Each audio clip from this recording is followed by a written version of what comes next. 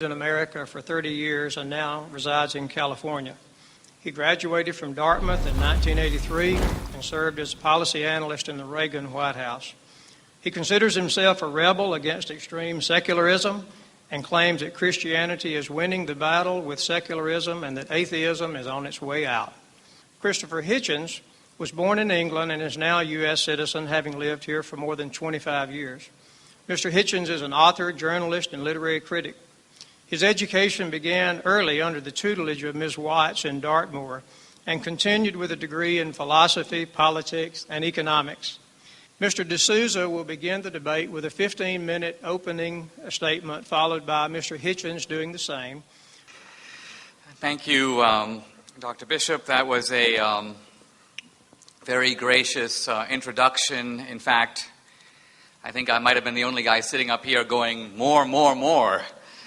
I am very pleased and honored to be here.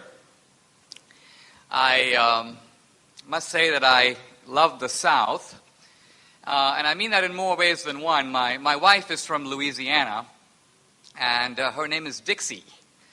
We now live in San Diego, and many people don't think that's a real name.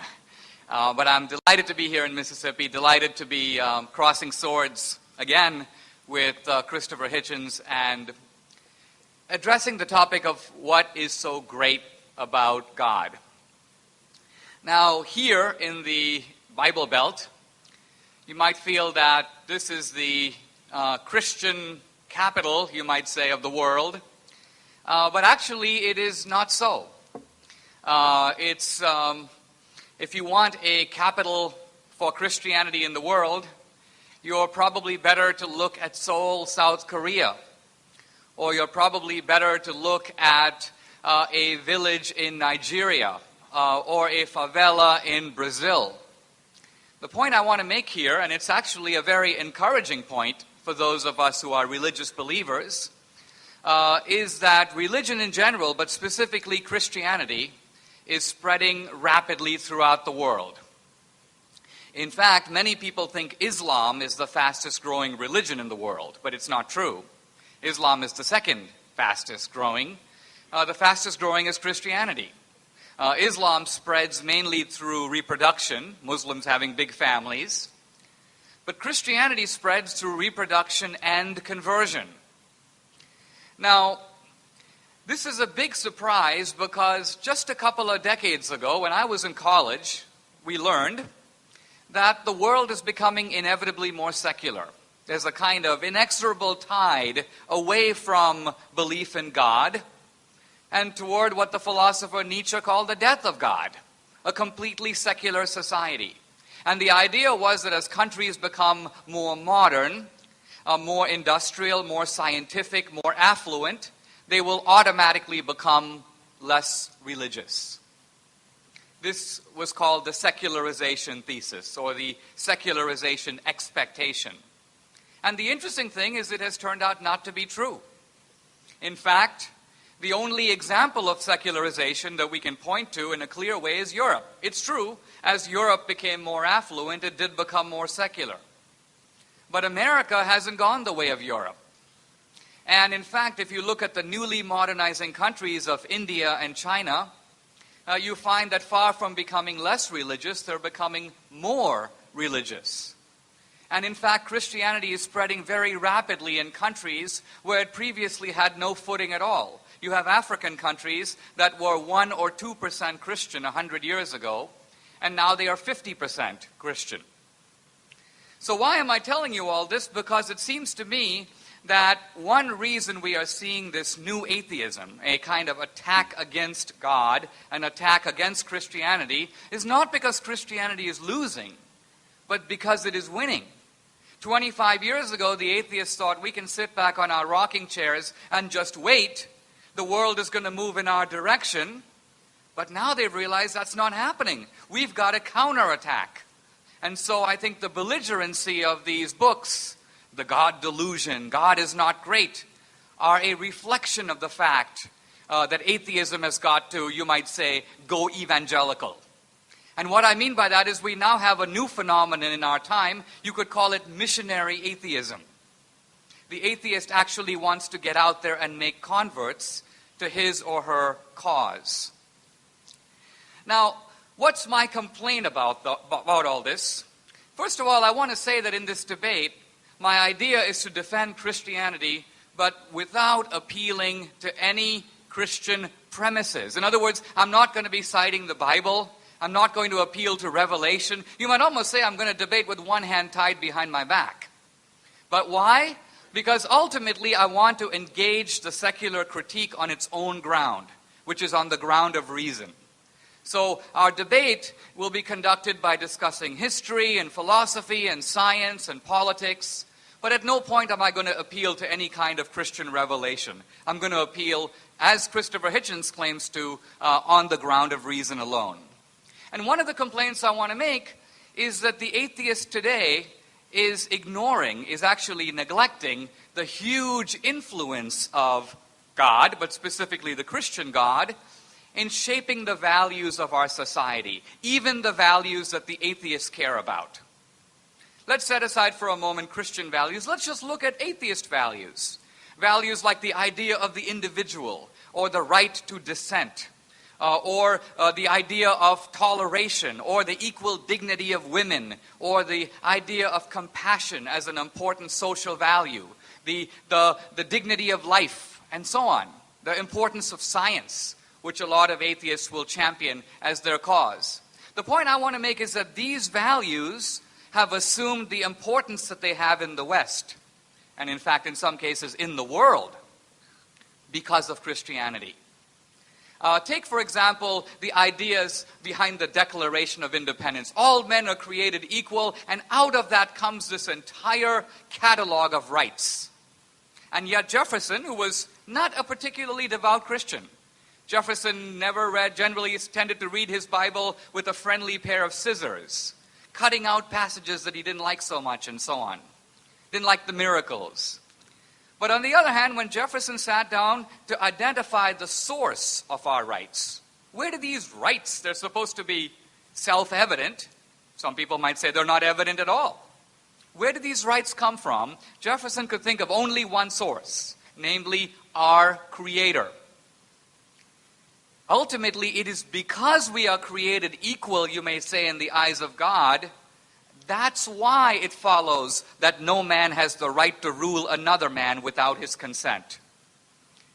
That is not only the basis for opposing slavery, the anti-slavery movement, but you might say it's also the basis of democracy.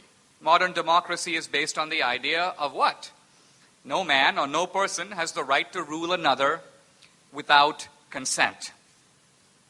Not only have our political ideas, not only do they derive from Christianity, from Jerusalem, you might say, Christianity, and in some cases Judaism before that, but even science has its roots in Christianity. Now, some people will dispute this, but if you think about it, ask yourself this question. We've had all these cultures in the world, and yet modern science, the scientific method, what Whitehead called the invention of invention, that occurred only in one civilization, namely Western civilization. In fact, it occurred only in the civilization historically called Christendom. Why is that? Why did science develop here? Aren't there smart people in other cultures who also wanted to figure out stuff? The truth of it is, science developed in Western civilization because it is based on a Christian assumption. And what is that Christian assumption? It's the assumption that nature, or the universe, is intelligible. In other words, that nature follows predictable laws. Now you might say, well, that's kind of obvious, that's what science is based on. But if you think about it, it's not obvious at all. Why should nature be lawful? In Christianity, the idea is that we have an omniscient or all-knowing God. So yes, He made a rational universe. We have God who is a lawgiver. He gave us the Ten Commandments, the moral law. So it's not surprising He gave us the laws of nature. But my point is, in some senses, the intelligibility of the universe is a kind of mystery. Let me give you an example of what I'm getting at here. It is one of the central laws of science that light travels at the speed of 186,000 miles a second in a vacuum. That's one of the central laws of science. And yet, in some level, if you think about it, you say, well, how do we know that? We can measure the speed of light. You can measure it 1 time or 10 times or 1,000,000 times. Who cares? How do you know that in a galaxy 10 light years away, light travels over there at that speed? Has anybody measured it over there? No. We're simply guessing that because light is measured traveling at a certain speed over here, it must travel at the same speed over there. And not only that, but we assume that light that travels 10,000 years ago or even 5 billion years ago, light also traveled at the same speed, although there's absolutely no way to verify that. So how do we know that?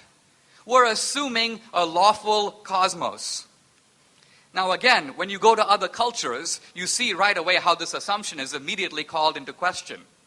The great Muslim thinker Al-Ghazali says, human beings can follow laws. If you're driving on a street, you see a stop sign, you stop. But that's because we are intentional and purposeful agents. He says, how can inanimate objects follow laws? How can an electron know what to do?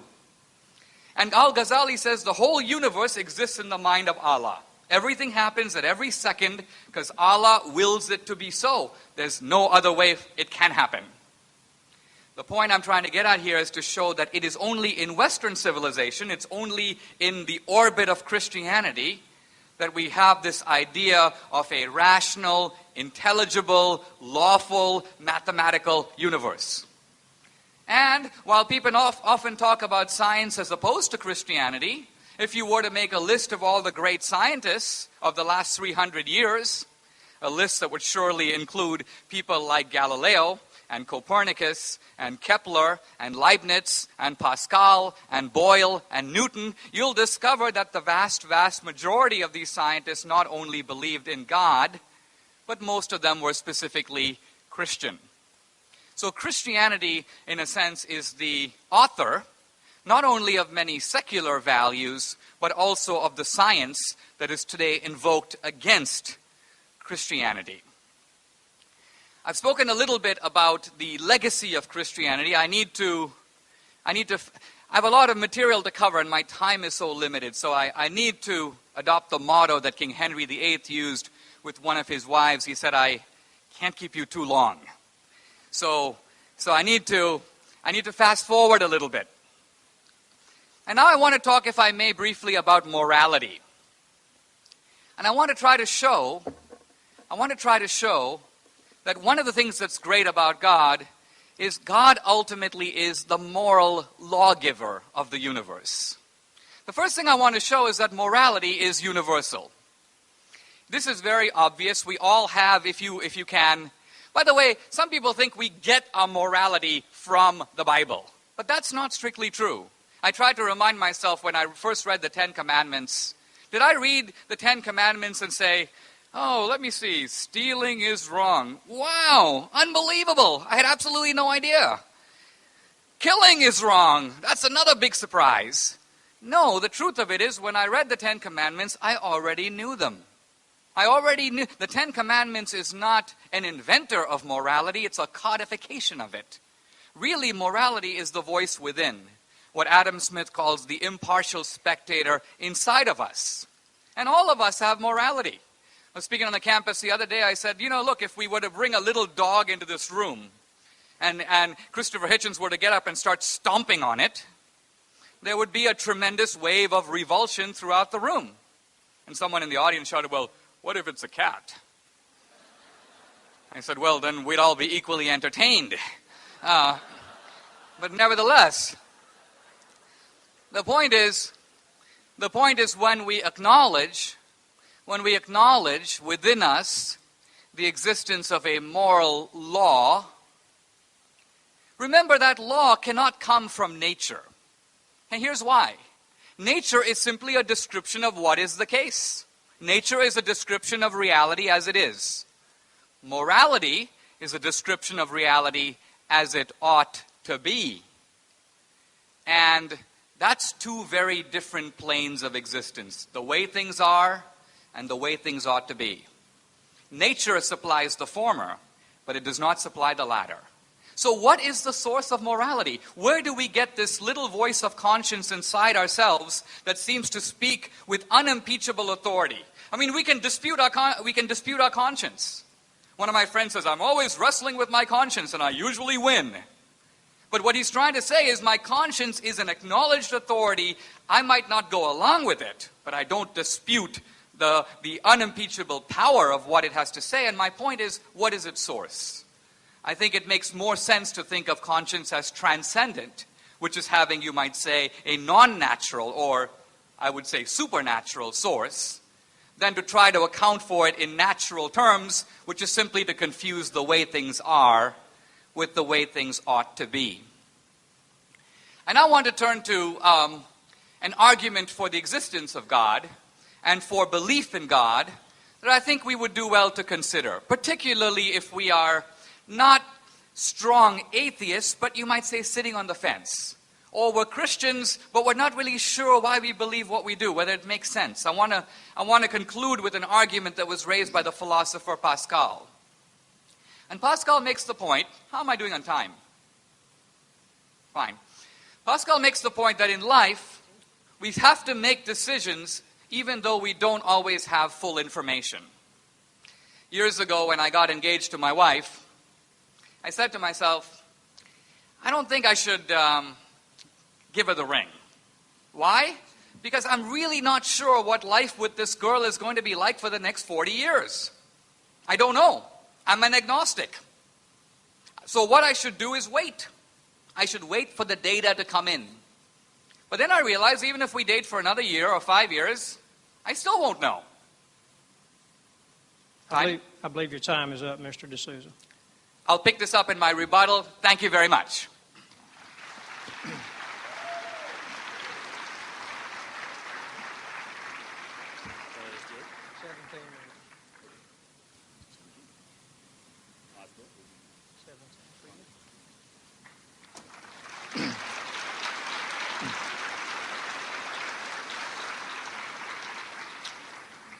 Well, Mr. President, ladies and gentlemen, thank you very much, brothers and sisters, comrades, friends, for coming.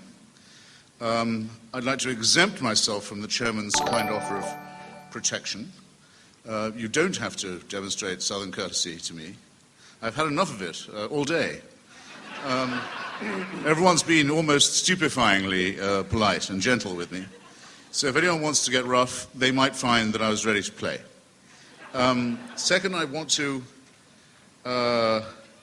explain a little riddle in the introduction about Mrs. Watts, my first and in many ways my best teacher when I was 9.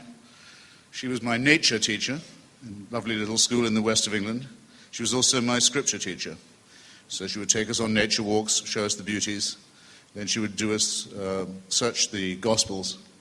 And everything would have been fine if this lovely lady hadn't overreached one day and tried to combine her two roles, tried to fuse them, and on a nature walk say to us, look, children, how beautiful and green all the vegetation is, the trees, the grass, the leaves, and how good that makes God, doesn't it? How kind also it makes him, as well as how powerful. Green is the color most restful to our eyes. And God could have made it mauve or orange or purple if he'd wanted to, and there'd have been a terrible clash and wouldn't have been so comfortable. And I was 9, and I knew nothing about chlorophyll or photosynthesis or evolution by natural selection or any of these things, but I remember thinking, that's nonsense. The eyes have adapted to the environment, not the environment to the eyes. And from that moment onwards, I've been able to see through all arguments from design, however subtly they're put, or by however clever a person. Now, the subtitle of my book is that religion poisons everything, and some people come up to me and say, or ask me at meetings like this, come on, lighten up, can you be serious? Everything? Do you really mean everything? I mean Italian cooking, fried green tomatoes, chess, tantric sex, whatever. And yes, as a matter of fact, I do mean to say this, because I think that the religious cult, the impulse to worship, in other words, the impulse to displace ourselves onto a higher and unalterable authority, in some way attacks us in our very deepest integrity, and it threatens to take away from us what is our most precious as well as our most worrying and anxiety-making thing, which is our need for responsibility, our need to accept it for ourselves, and our wish to be free, contrasted with our wish, very frequently and very noticeably expressed, our wish to avoid responsibility and our fear of being free. And it's the latter two things, it seems to me, that religion caters for. We're offered in religion the chance to have our sins not just forgiven, but taken away from us altogether. We're offered the chance to throw them on somebody else. We're offered what I consider to be the horrible and rather immoral doctrine of vicarious redemption, whereby it's as if you never sinned in the first place. It's not like having your debts paid. It's not like having wasted time made up for you. It's as if you've been cleansed, as if you never did it. This is an absurd abandonment of responsibility, and it takes the form, an unpleasant form, well known to the peasants of antiquity, of scapegoating. You simply throw it all onto another party and make that party, sometimes an animal, sometimes a human sacrifice, bear these sins away. Out of this kind of ritual, and out of this kind of negation of responsibility, it seems to me, we have to grow. So that's the first point. It denies us our moral autonomy. It is said that we need God for morality, or perhaps I shouldn't caricature my opponent's position. It is said that without some appeal to the divine, to religion, we would not ourselves be able to tell a right action. We wouldn't know how to ground ourselves ethically. We wouldn't know right from wrong. We wouldn't know precisely how to make the distinctions. I believe the contrary is the case.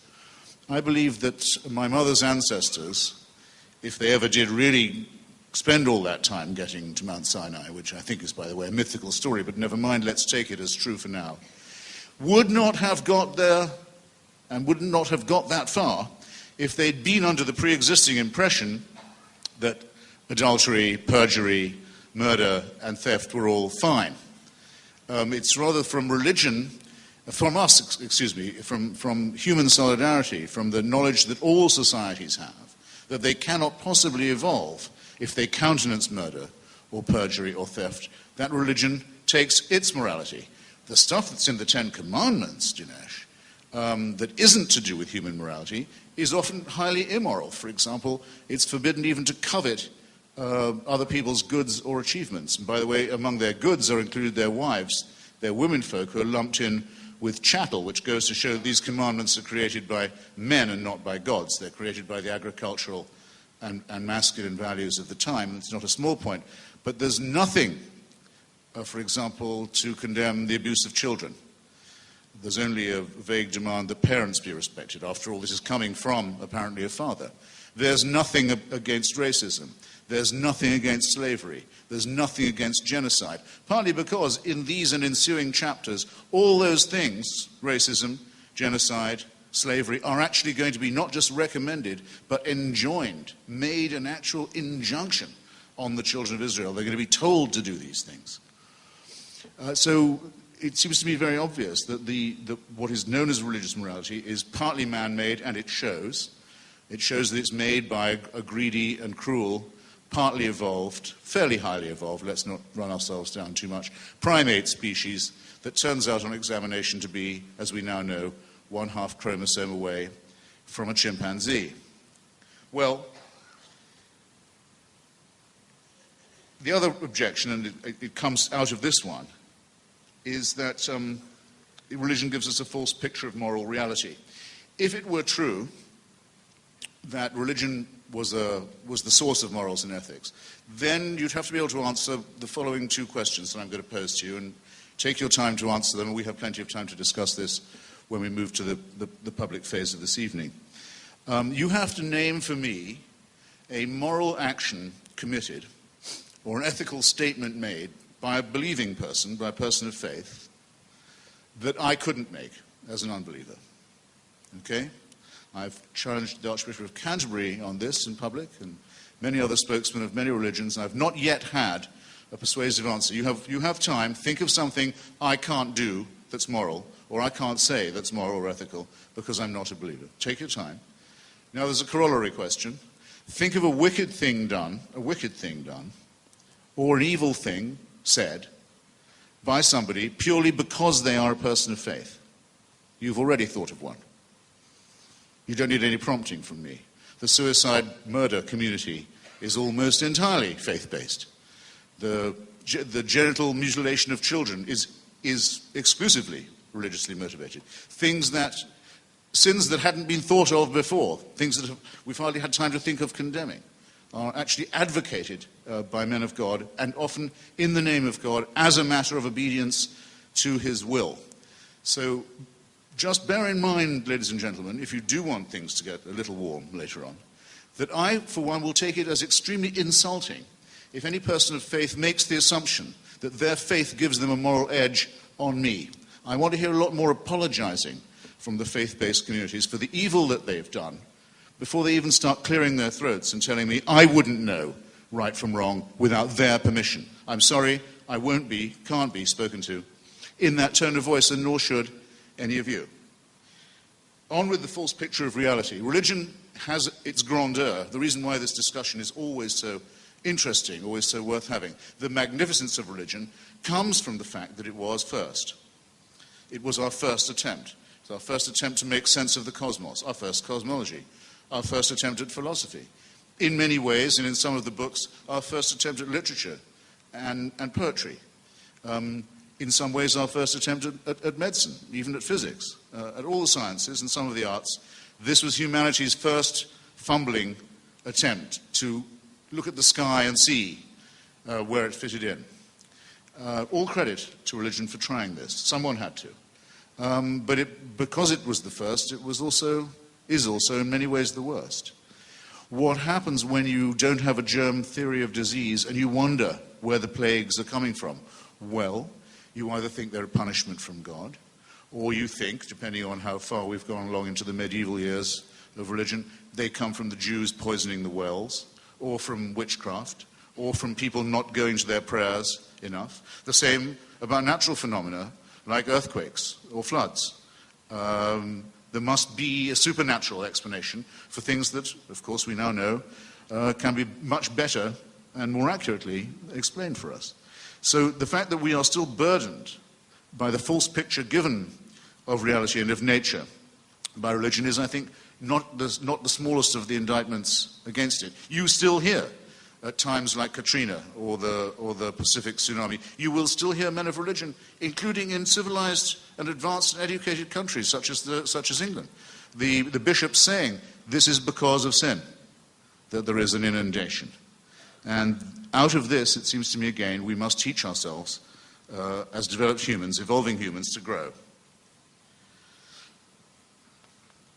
There are essentially two choices once we've got past the fearful childhood of our species and the terror with which we had to face reality in those days.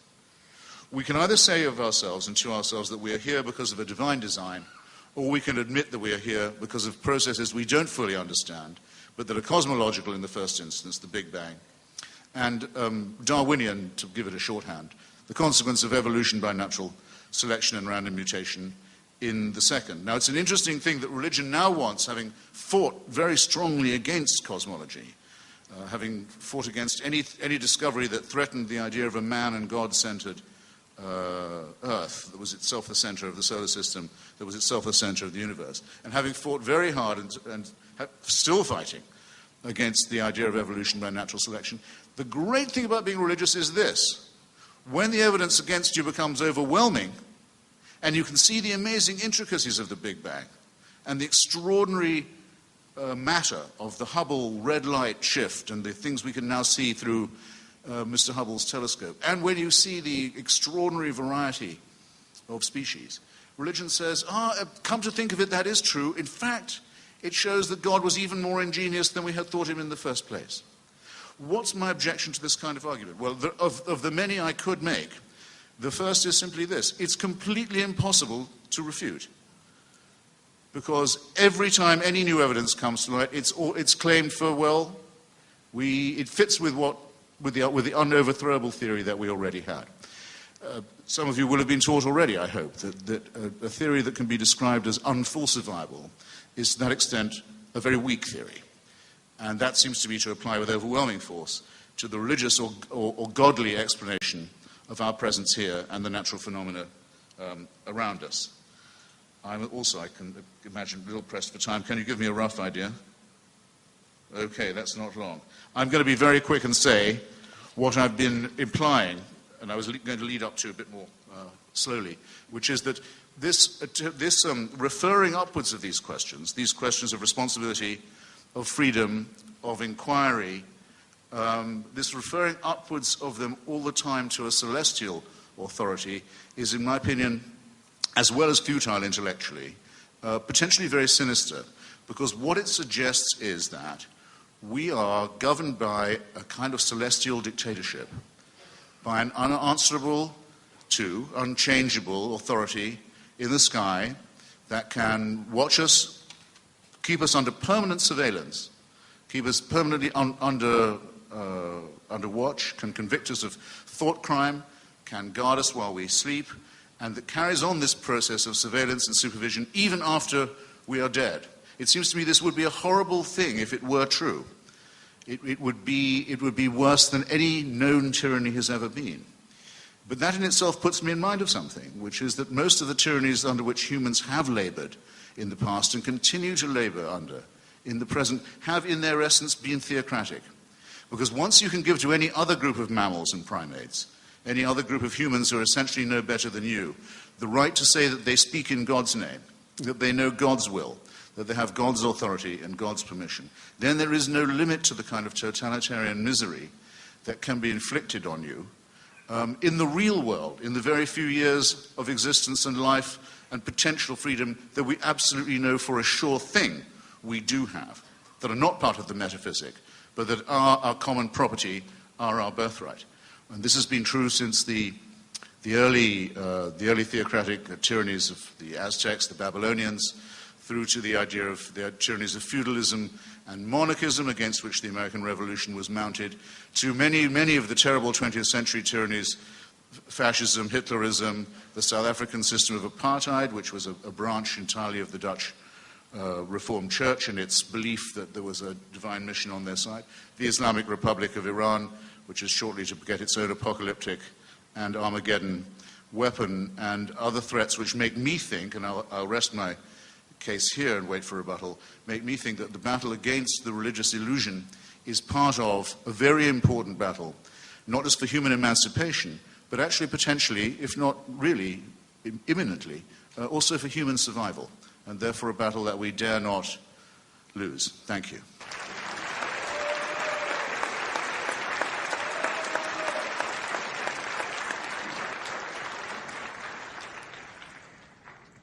We accidentally let Mr. D'Souza go over time for 3 minutes, so Mr. D'Souza will have a 5-minute rebuttal, and then we'll even that score by giving Mr. Hitchens an 8-minute rebuttal.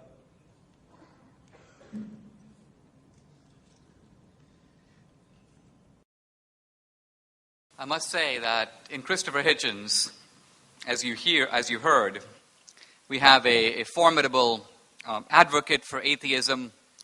I think one made even more formidable by his impressive Richard Burton accent. I do want to begin by challenging a couple of the specific claims that he made, because I think that in these debates we're all entitled to our own opinions, but we're not entitled to our own facts.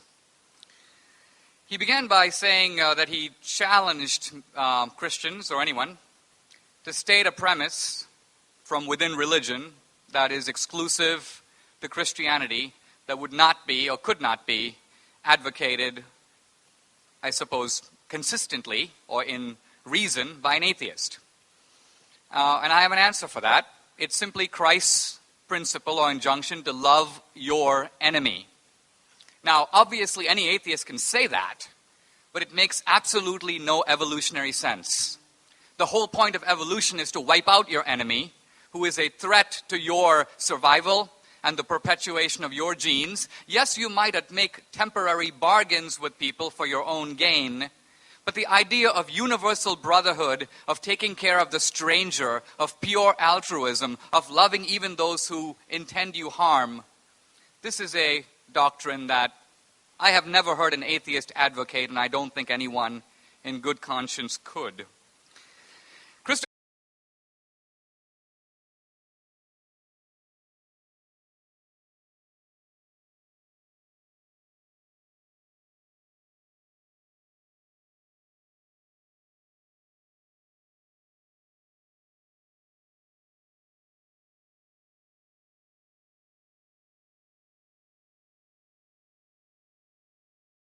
We have adapted to nature, not nature to us.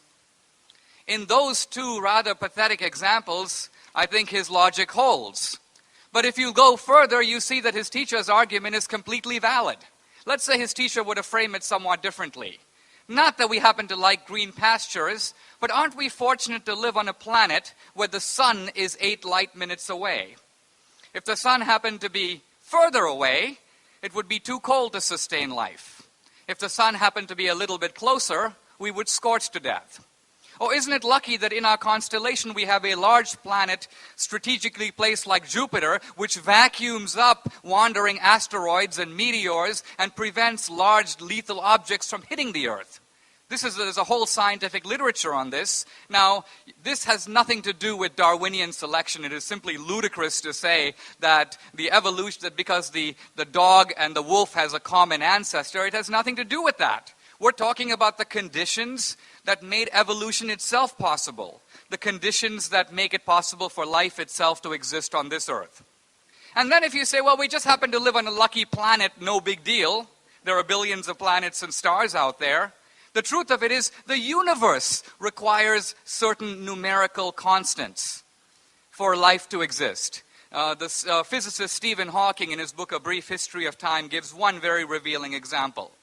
He says that if the rate of expansion of the universe from the time of the Big Bang differed, not by 10% or 1%, but 1 part in 100,000 millionth million, we would have no universe, we would have no life.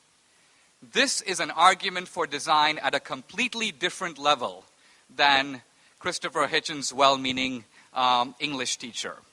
It's an argument that says that not just our planet, but the entire universe has to be as big as it is and as old as it is in order for us to be here having this conversation.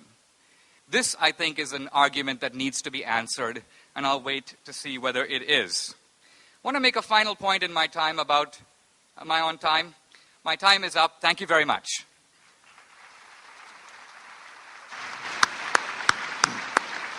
Eight minutes.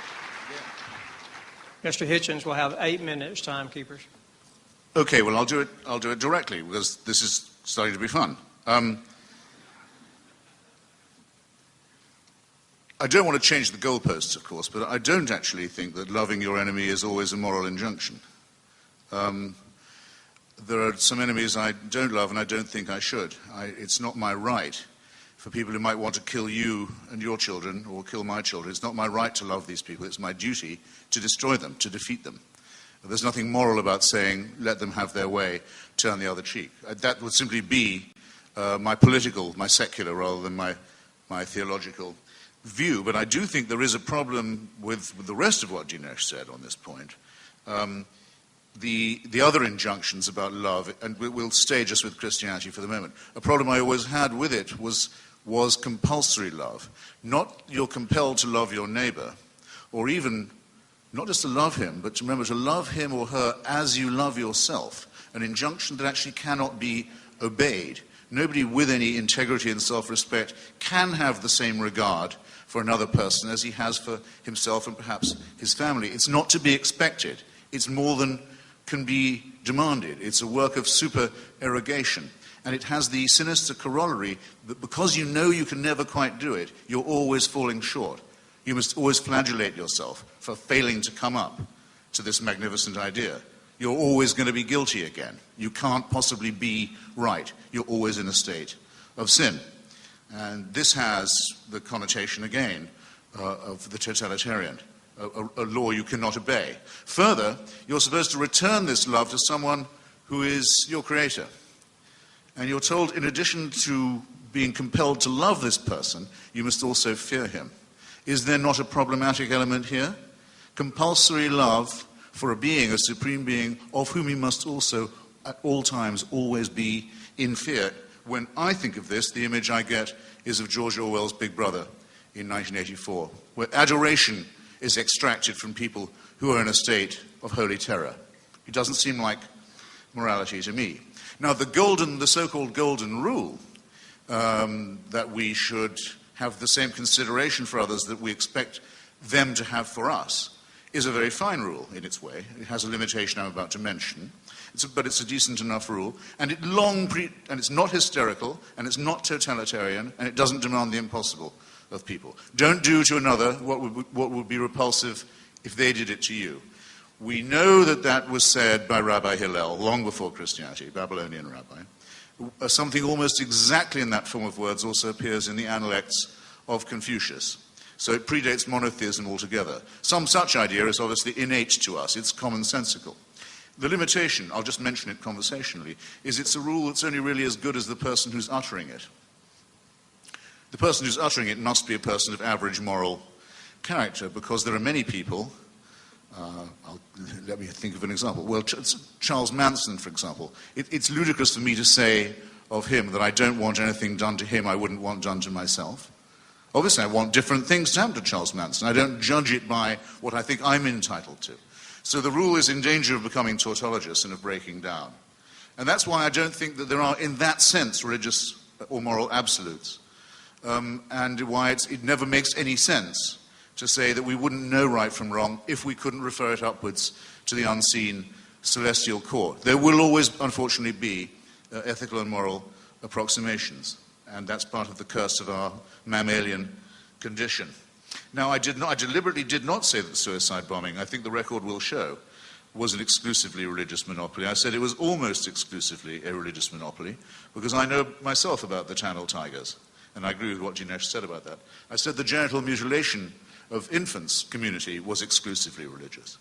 But if I'd been going to make an exception on the suicide murder and suicide bombing one, I wouldn't have chosen the Japanese kamikaze.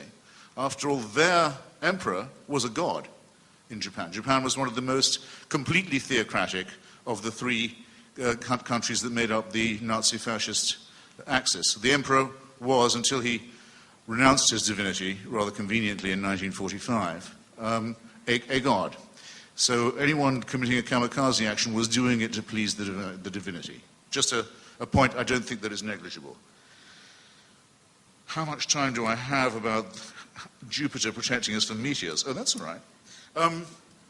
Well, we wouldn't be here if meteors didn't come smashing into the Earth at fairly regular intervals. It's almost certainly only because of a titanic meteor strike, probably on the Yucatan Peninsula, that the dinosaurs got out of the way and the hitherto small, squeaking, frightened mammals that had been under their hoofs were able to evolve a bit and get on with becoming human. But if you're going to say that that physics and evolution are evidence of some divine design, here are some of the difficulties that you're going to have to face.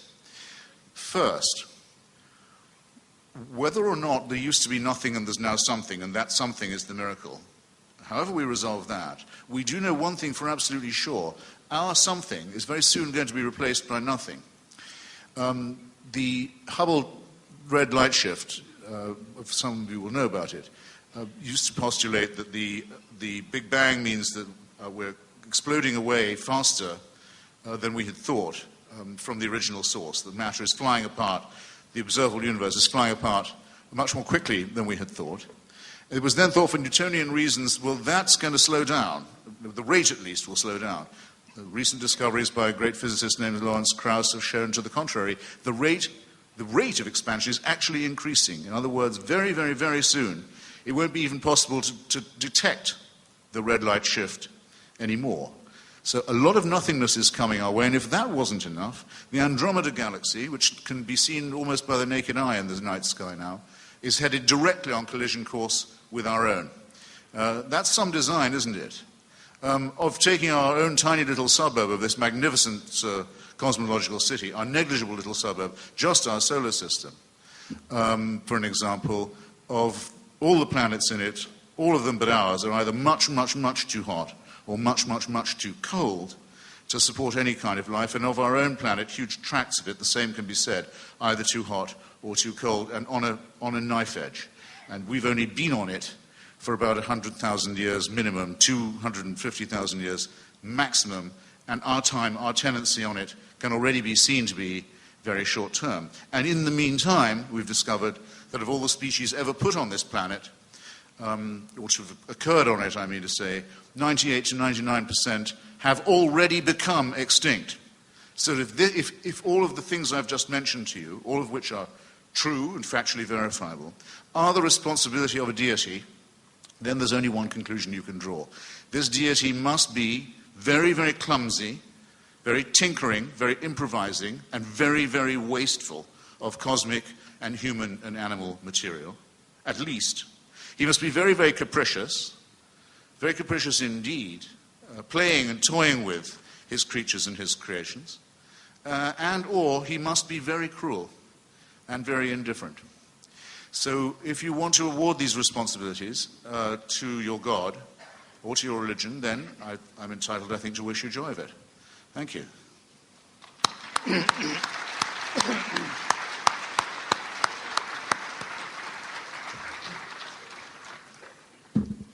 Okay, we begin now the 15-minute head-to-head session, and Mr. Hitchens will begin by questioning Mr. D'Souza. Oh, I thought it was the other way around. I believe we let him start first, so we're letting you start the head-to-head first. I was about to say I'm not ready, but that's not quite true. You want me to go first? No, it's perfectly all right. Okay. Wouldn't you say that we, well-matched as we are as chaps, and as magnificent mammals, either products of evolution or of a creator, that our position on this stage isn't precisely equivalent? In other words, you couldn't really resent it if I said, you've got a burden of proof that I don't really have. Because it's not just a matter, is it, of saying there might be a force, a life force, an originating force, which I can't obviously disprove.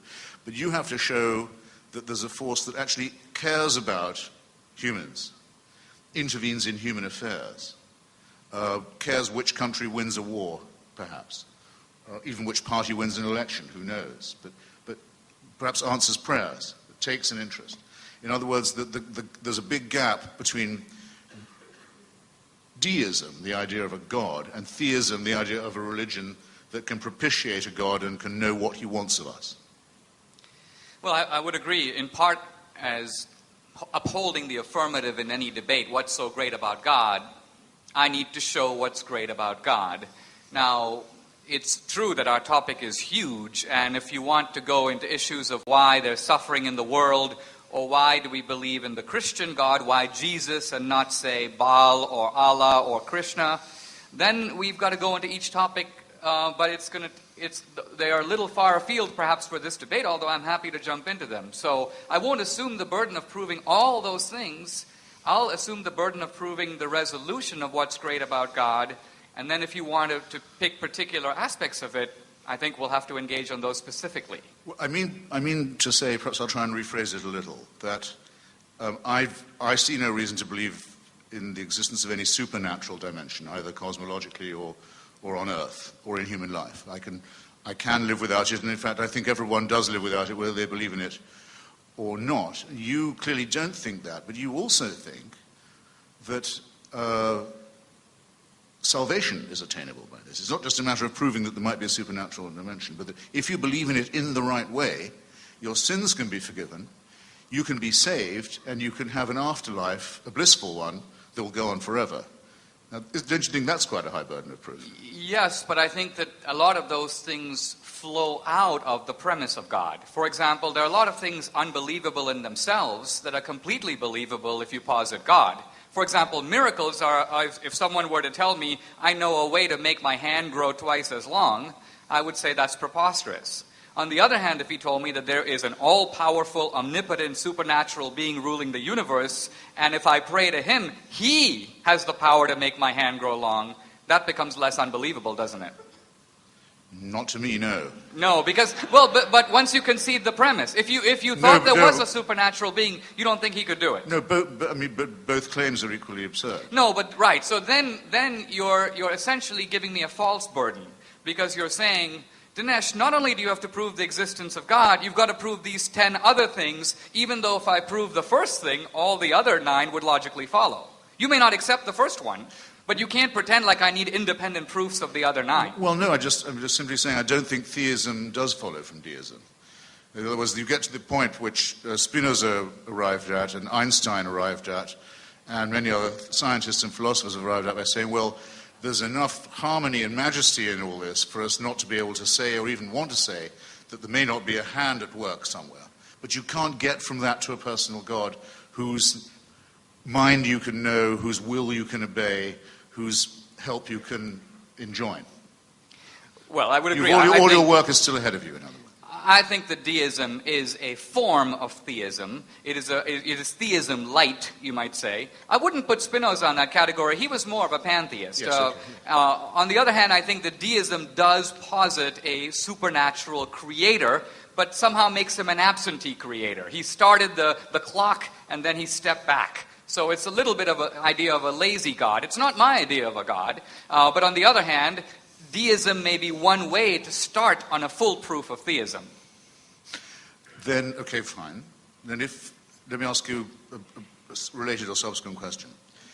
Given the number of gods there have been, you touched on, you even named some of them, Baal, Dagon, Thor, Artemis, anyone could come up with quite a long list. H.L. Mencken once got the list up to something like 10,000, the gods that we know have been worshipped. It seems to me that we have 3 possible alternatives. Let's not even say possible, thinkable alternatives. One, that all of these are false.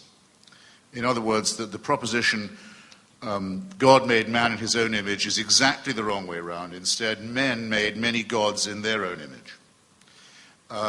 So either they're all false or they're all true, which, as I say, is only just thinkable because it's obviously nonsensical, or only one of them is true. And actually, if you chose that to be Christianity, you'd have to say, if you're a real Christian, it seems to me, only one version of that Christianity is true, because many of those are mutually incompatible. Now, do you really think, given the odds and given the scope and the scale of it, that the third answer can be the correct one? Not only do I think it can be, I think that you can give reasonable grounds why it is. See, I think the strength of this argument or the lack of strength of it can easily be seen by purposes of an analogy. If I were to say, if we look at the ancient world, you have a number of philosophers, Thales, who thinks everything is made of water, and Heraclitus, and Parmenides, and Democritus, who thinks you have atoms. And just because we've got all these competing rival theories, it's probable that none of them are right, and there really isn't a theory that is right. Well, it turns out that Democritus was the closest. His atomic theory, actually, looking at it, making allowances for the difference of time and era, it's not that because you've got many theories, one is bound to be wrong. In fact, you could say that because all these religions represent human efforts to reach the supernatural, the fact that you've got so many efforts shows that it's quite likely that some efforts are closer than others. It's sort of like a way of saying, we're all trying to get up to the light up there. There are going to be different attempts, different theories for how to do it, but some of them may approximate better than others. But, and one might actually be the closest. But surely that's not really an analogy. I mean, conflicting accounts of observable natural phenomena. Right? He's saying, what are the constituent elements of matter? We can see that nature is here. Is it all water? Is it all air? Is it phlogiston? Is it atoms? That's completely different from saying, whose God are you going to worship? And by the way, scientists do not kill each other for coming up with different interpretations, nor do they sentence other people to eternal paradise or torment for getting it right or wrong. Religion is something else than an opinion. I hope you'll agree. It is, but let's a faith. Let's look at that. It's a faith with a big promise attached to it. I wouldn't say that exactly. Here's why. Let's say that you've got a human level over here, which is to say the level of terrestrial man. Let's say that we have a divine level, which is perfection, perfect beauty, perfect goodness, perfect truth over here. I would say that the Eastern religions are trying to cross this huge chasm by diagnosing a problem. And the problem is essentially the word that we begin our sentences with, I. So if you can get rid of the self, the idea is, then you can achieve nirvana, liberation. Now that is not faith, that is actually a specific moral remedy for a specific human problem. Judaism and Islam have a different remedy. Here's the human level, here's the divine level. Here are a set of codes and commandments and diets and regulations. Pray 5 times a day, look in the direction of Mecca, observe Ramadan, and this ladder will take you human step by step to God. Christianity says, no, this is a noble effort, but it's not going to work because the gap is too large. If it's going to be closed, God has to close it. This guy up here has got to come down to the human level. That's the only way to bridge the chasm. Now, again, I haven't appealed to Scripture. I haven't appealed to faith. If you agree that I've given a reasonable approximation of the human problem, you can just assess, this is the Eastern solution, this is the Islamic and Jewish solution, this is the Christian solution. Which one seems to make the most sense? Well, you did begin by a self-denying ordinance and say you weren't going to postulate revelation. But if I you're didn't going appeal to revelation. No, but your model just now would necessitate that, wouldn't it? Say, no, you're not building up to God. God is coming down to you. That must mean a revelation in the sense of an intervention. No, but Christopher, my point is, I'm not appealing to revelation as a source of authority. What I was trying to say here is there are 3 competing explanations, and one of them is going to make human, intellectual, and experiential sense. But so I wasn't appealing to revelation in that sense. But you would agree, wouldn't you? I think you'd have to agree that anyone's entitled to say that all 3 of those would be false. Well, of course you could, but you could reject the premise that there is a way to cross the chasm, and that would be the atheist position. So that would be a way of saying, no, we've got a livid level down here. There's just no way. This is simply a hocus-pocus level. This pure perfection and beauty is a myth. This is the way we are, where Darwinian primates get used to it. That would be a 4th position. So tell me. I can almost see why people hold it when I hear you talk. Listen, because we are doing God, not just Christianity, and I guess I've probably only got about 1 or 2 questions left, and it's a matter of the majesty and grandeur of religion and God in general that we're talking about. Let me ask you this. If I was being born today in Saudi Arabia, would you rather that I became an atheist baby or a Wahhabi Muslim baby?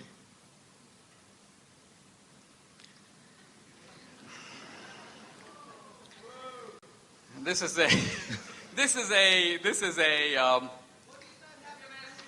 a trick question because, look, if you told me that you are going to be a baby destined to be a sort of miniature Bin Laden, then I would rather take Christopher Hitchens over Bin Laden. Oh, thanks a lot. It wouldn't be a close call.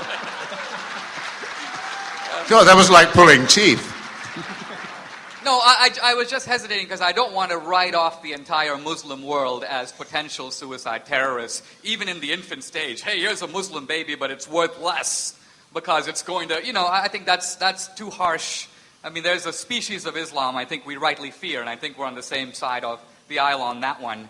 But I just didn't want to paint too broad a brush with the Muslim world. Is it my time? Yeah. What I mean is, when your turn's over, then I'll ask you questions. Yes, sure. It is, okay. Yes, I believe it is yours, yeah. Let me begin by clarifying a couple of things. You earlier referred to Charles Manson, and you said, I don't want us to treat Manson the way I want to be treated. But I think that the moral principle involved here is the following. It's not, should we treat Manson like Hitchens, but rather, we should treat Manson the way we would want ourselves to be treated if we did what he did. In other words, the moral principle here is, when it says treat others as you would wish to be treated, it's not Manson's a murderer and I'm not, obviously treat us differently, we know that. The moral principle is, obviously, put ourselves behind a veil of ignorance, in John Rawls' terms, and say, we don't know who did it. Let's say I was the guy who did it. What punishment would it be just to impose on me? Life in prison, the death penalty? Well, okay, it's not me, it's Manson. Give him that. So that's a way, ultimately, of applying, you might say, a neutral rule.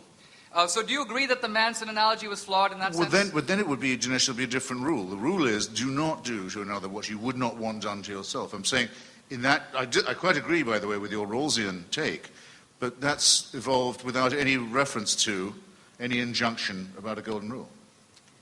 You spoke about compulsory love. Yes. But isn't the lesson of the book of Genesis, and isn't the core principle of Christianity that God offers his love to us? Christ died for our sins, but there's nothing compulsory about it. It's completely a free choice. You have a free choice. No one's forcing you. You've chosen to reject it, but nobody made you.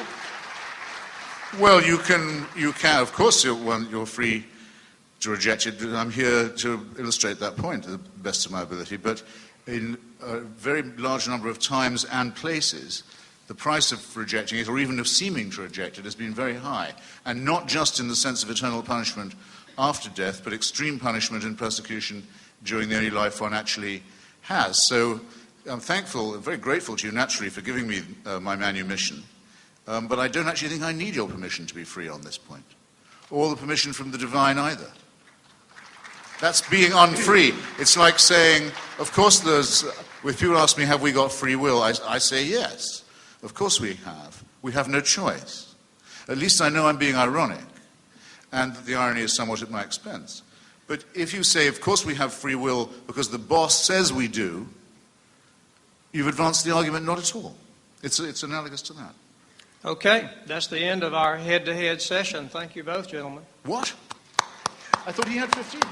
15 minutes.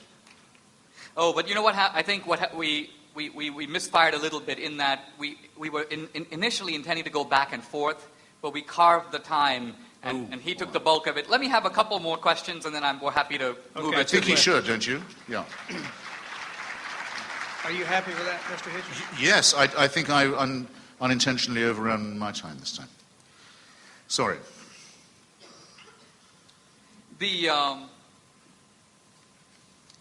You mentioned the issue about design, and you said that you've become kind of immune to arguments from design. So how do you think we got the universe? Well, the term Big Bang was originally used, like the term Tory and suffragette, as a term of abuse, as a term of mockery, by Professor Fred Hoyle, who is at different times, he's a great physicist in Cambridge, who at different times has been a believer and an unbeliever. But he thought the idea that things had begun in this way was so ludicrous that he said, oh, I suppose you think it all began with some Big Bang. I think it was on a BBC discussion program. Right, now, but when Hoyle acknowledged the bang, he said, I'm quoting him now, it looks like some super intellect has monkeyed with the laws of physics. Yes. I'm quoting Hoyle. Right. And you're probably familiar with the quote. Yes, well, he's been both a believer and an unbeliever. I'm not a physicist at all. I'm a member of no school as far as this goes, but I know of no physicist who seems to need any supernatural help in explaining or let's say better understanding, because we're only grazing on the very, very lower slopes and the outer limits of knowledge at the moment, that it's at all time to be able to postulate that there's a supernatural intervention involved, any more than one is required for the origin of species. Though I can't disprove that there was a divine hand involved in that too. It's just that everything operates just as well, every analysis, every explanation, without such an assumption. Let me ask you finally about morality. You gave the example of human beings being 95% or 99% chimpanzee in terms of the similarity of genes. And yet, in the chimpanzee world, things work a little differently than the human world. You turn on the Nature Channel, you'll see that one gorilla, one ape will go into the lair of another, stupefy the rival with blows, grab the female chimp, drag her screaming and bloody to his own lair, rape her, and this is called the Nature Channel. Now, on the other hand, if you came to my house, stupefied me with blows, and did this to my wife, we'd all take a little different view of the matter. If we are merely evolved primates, where did the moral or ontological leap come from that makes two creatures almost identical genetically be assessed so differently in any moral compass that either you or I would use? Well, I wasn't saying that we were equivalent, though, with our half chromosome away, actually, is what it is with the chimpanzee. I wasn't saying that postulated an equivalence, though, again, the example you've given isn't quite the one that I would have chosen. Somewhere in the world right now, that's happening to a human woman. So, actually, quite a large number of human women, I can bet you. That's right, but... And for the minimum 100,000, maximum 250,000 years we've been on the planet, it's happened a great deal. And whereas the chimpanzee doesn't have a torture chamber, doesn't practice genocide, doesn't make war, doesn't have the refinements of cruelty that the senior partner does. Our difference is that we are the only primates who know how to laugh. We're the only ones who definitely know we're going to die. At least I think the evidence is pretty solid that we're the only ones who know that. And we're the only ones who make gods, and we're the only ones who think we can cheat death or that an exception will be made in our own case. But it seems to me that gives us more in common with primates rather than less. But what's in common is the behavior. The point I wanted to highlight is what's different is that in every human community, this kind of behavior would be seen as abominable. In other words, it's the moral evaluation that makes the difference. Obviously, you can find, that's why we use the term bestial conduct.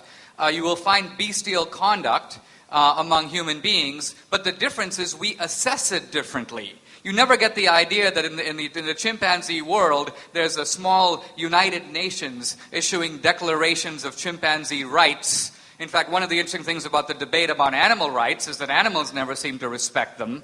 So the point I want to make is there is this huge ocean between the is and the ought, and it appears to be crossed only by our species. Now, doesn't that demand some kind of recognition instead of simply saying we're also capable of more evil, we're more capable of more good, and we're more capable of more evil, and we're more capable of the moral standards to know the difference. That's what makes us human. That's fine, except that I don't think I can fully share the premise. I mean, as a matter of fact, in the great state of Mississippi, not very long ago, the rape and torture and bloodying and cudgeling of a woman would have had the sanction of law, and indeed of religion too. But so it's just not true to say that this difference is any criticism of my pointing out that these are our close cousins. I'll close on this point, but it seems that your exception proves my point. The only way that human beings can do that is by excommunicating the person you do it to from the human species. So in some senses, you've got to make the other person less than human or non-human to justify doing it to them, and far from being an undermining of morality, that's a confirmation of it. Fair enough. Okay.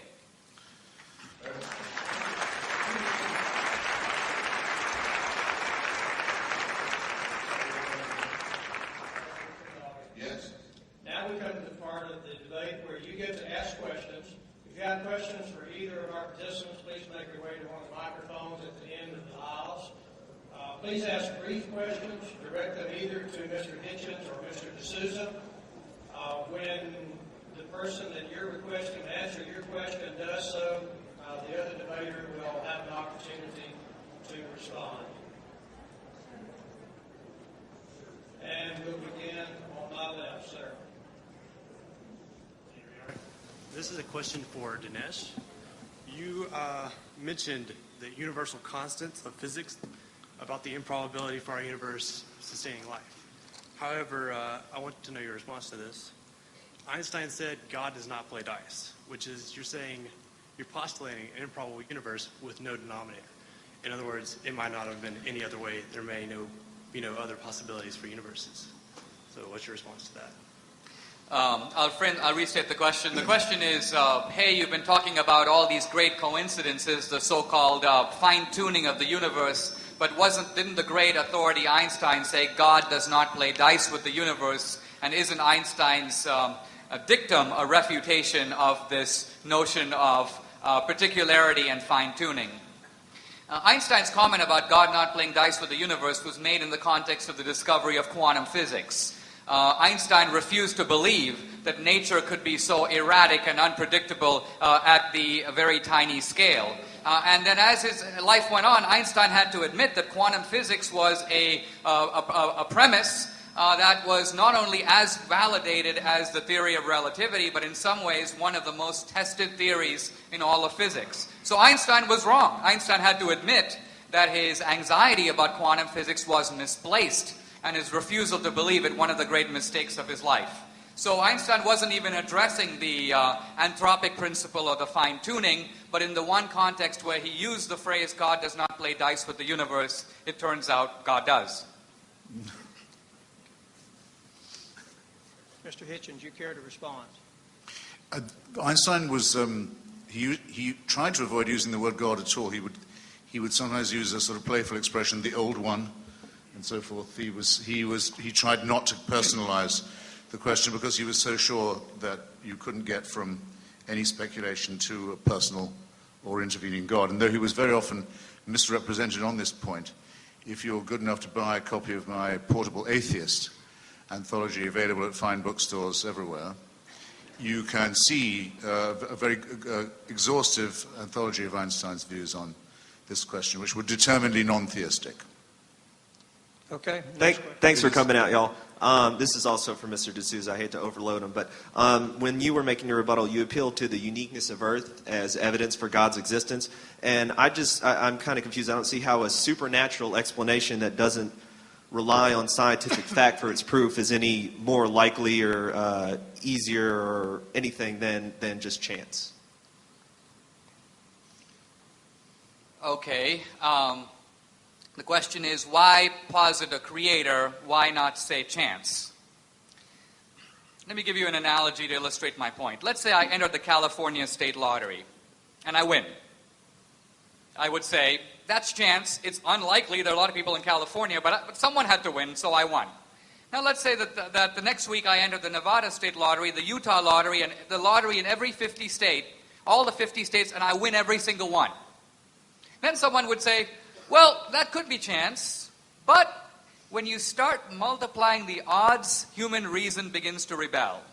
So the point is, ultimately, chance is the preferred explanation when you are dealing with events that make sense by chance. I toss a coin, and I get heads. If I toss it 100 times, I should get close to 50 heads and 50 tails. Let's say I get 99 heads. You're going to suspect I rigged the coin. You will immediately write off chance and presume design.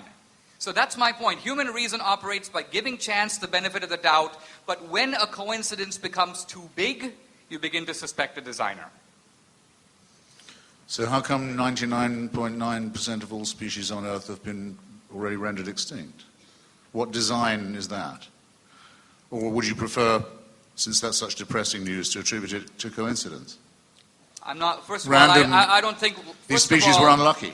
First of all, there are only a tiny percentage of species through time that have developed nervous systems and, at least by our understanding, experience, you might say, pain in the sense that we understand it. We're not sure a cockroach experiences pain. We're not sure that an amoeba does. So it's true that a lot of species have been wiped out through geological time, but to pretend like this is some kind of a divine genocide, I think is to misunderstand the laws of biology. No, I wouldn't say it was a divine genocide unless you thought it was a plan.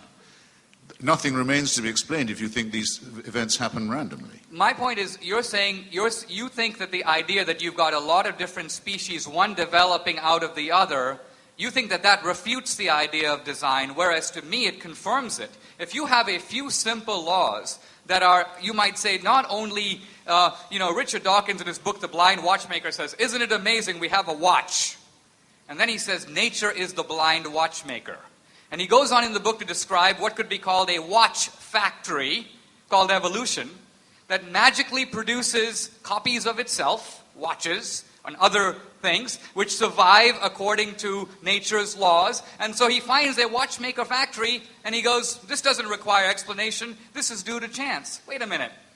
If you have to explain a watch, you also have to explain the watchmaker factory. It's a rather ingenious device. Now, if you can say, Dawkins himself says that the original cell has more complexity than the Encyclopedia Britannica.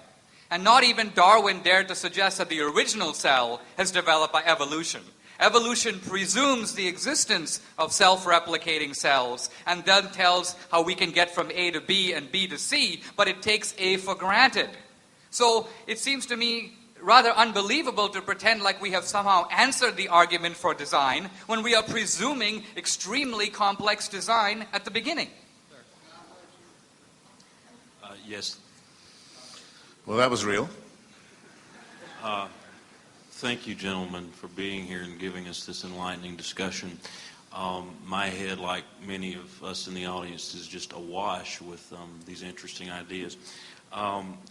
Nietzsche said famously that God was dead, and of course Freud, in a later sociological work called The Future of an Illusion, said that, like all illusions, religious belief would eventually disappear. As you've pointed out, Western Europe is an example.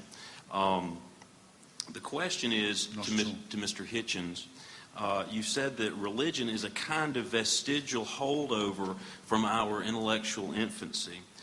Do you think that we will all eventually outgrow it? And why is the relinquishing of religion seem to be so slow and uneven, particularly in the States? A small correction. It's true Nietzsche said God was dead, and it's said by some that Freud said that God was dad. But it is not true that Freud said in The Future of an Illusion that it would wither away. Quite to the contrary, he said it was an illusion with a future. Because, he said precisely, of its rootedness in wishful thinking. For as long as humans are afraid of death and believe it's possible to survive it, or might be possible, there will always be a place for religion. Dinesh and I have had a lot of discussions about this. I think there is truth to that, but I think it's rather reductionist.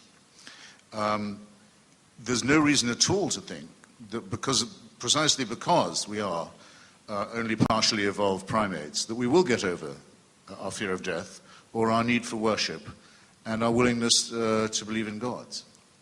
All I can ask people to do is one by one for themselves, to emancipate themselves from this primitive belief, and for societies one by one, as many have, to put at least the theocratic phase behind them and build up a wall of separation between religion and politics. And that's what I'm here to do.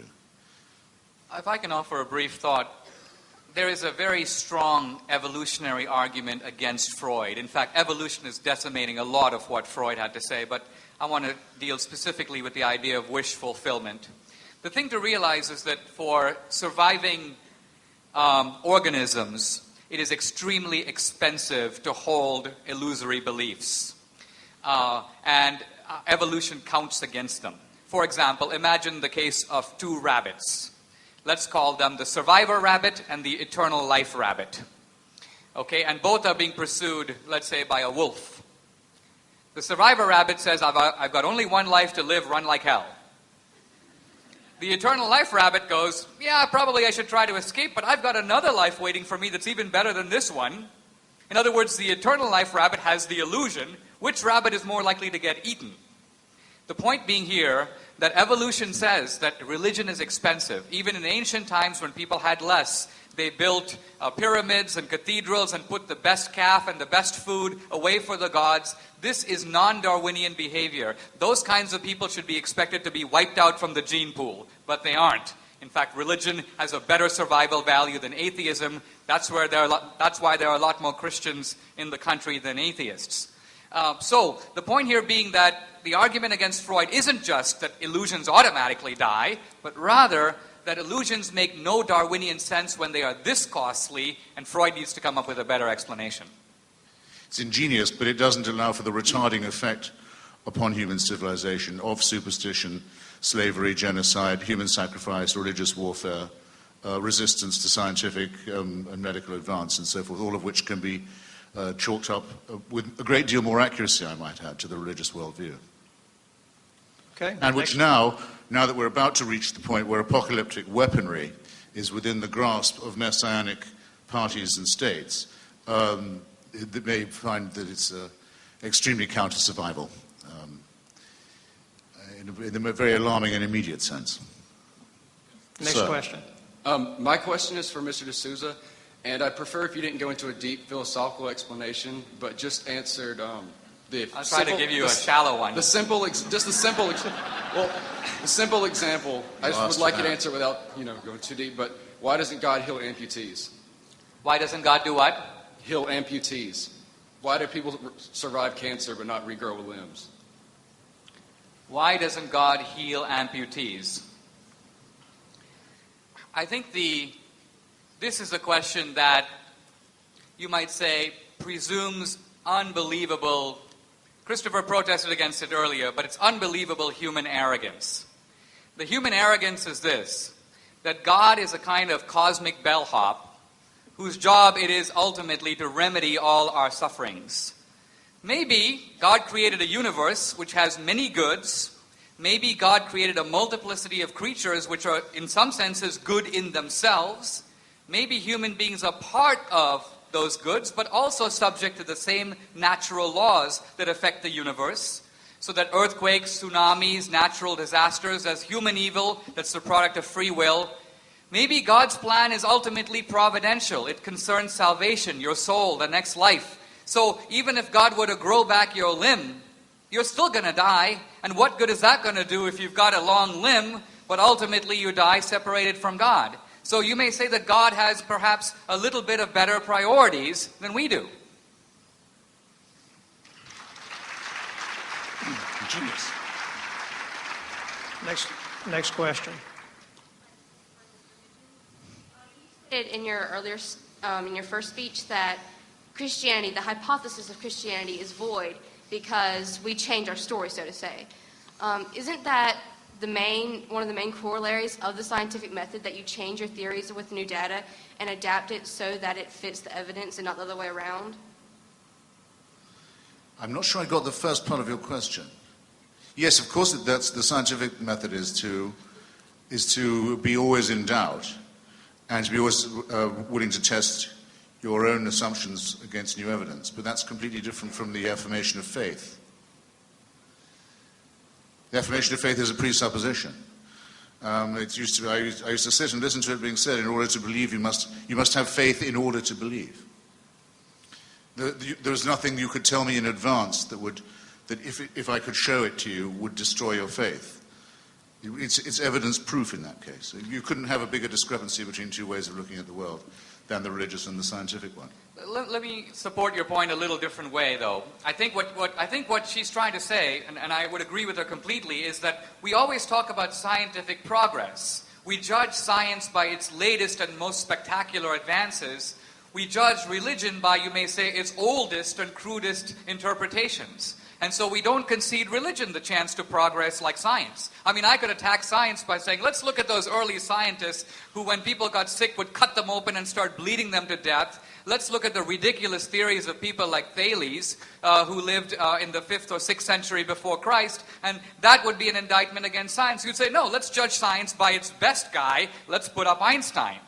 But when it comes to religion, you don't concede the same progress, and it's quite possible that a religious principle, let's say the story of the Good Samaritan, the principle of help your neighbor, which is interpreted rather narrowly. In ancient Israel, it means that the Samaritan helps somebody outside his own tribe, but then through the centuries and through Christianity, this principle is universalized. So tomorrow, if there's a famine in Rwanda, that becomes my neighbor. Very different than what the Jews would have said in the time of the Old Testament, but it's the taking of the religious principle and, in a sense, progressively developing it through time. Scientific progress, religious progress. No, but the people, I'm sorry, I know I'm trespassing on the audience's time, but the scientific method is precisely to say, let's look at Thales and let's look at alchemy and rubbish medicine, these other things, and gradually overcome them and transcend them and find further and better innovations. It's not to say they weren't trying to be scientific. They were.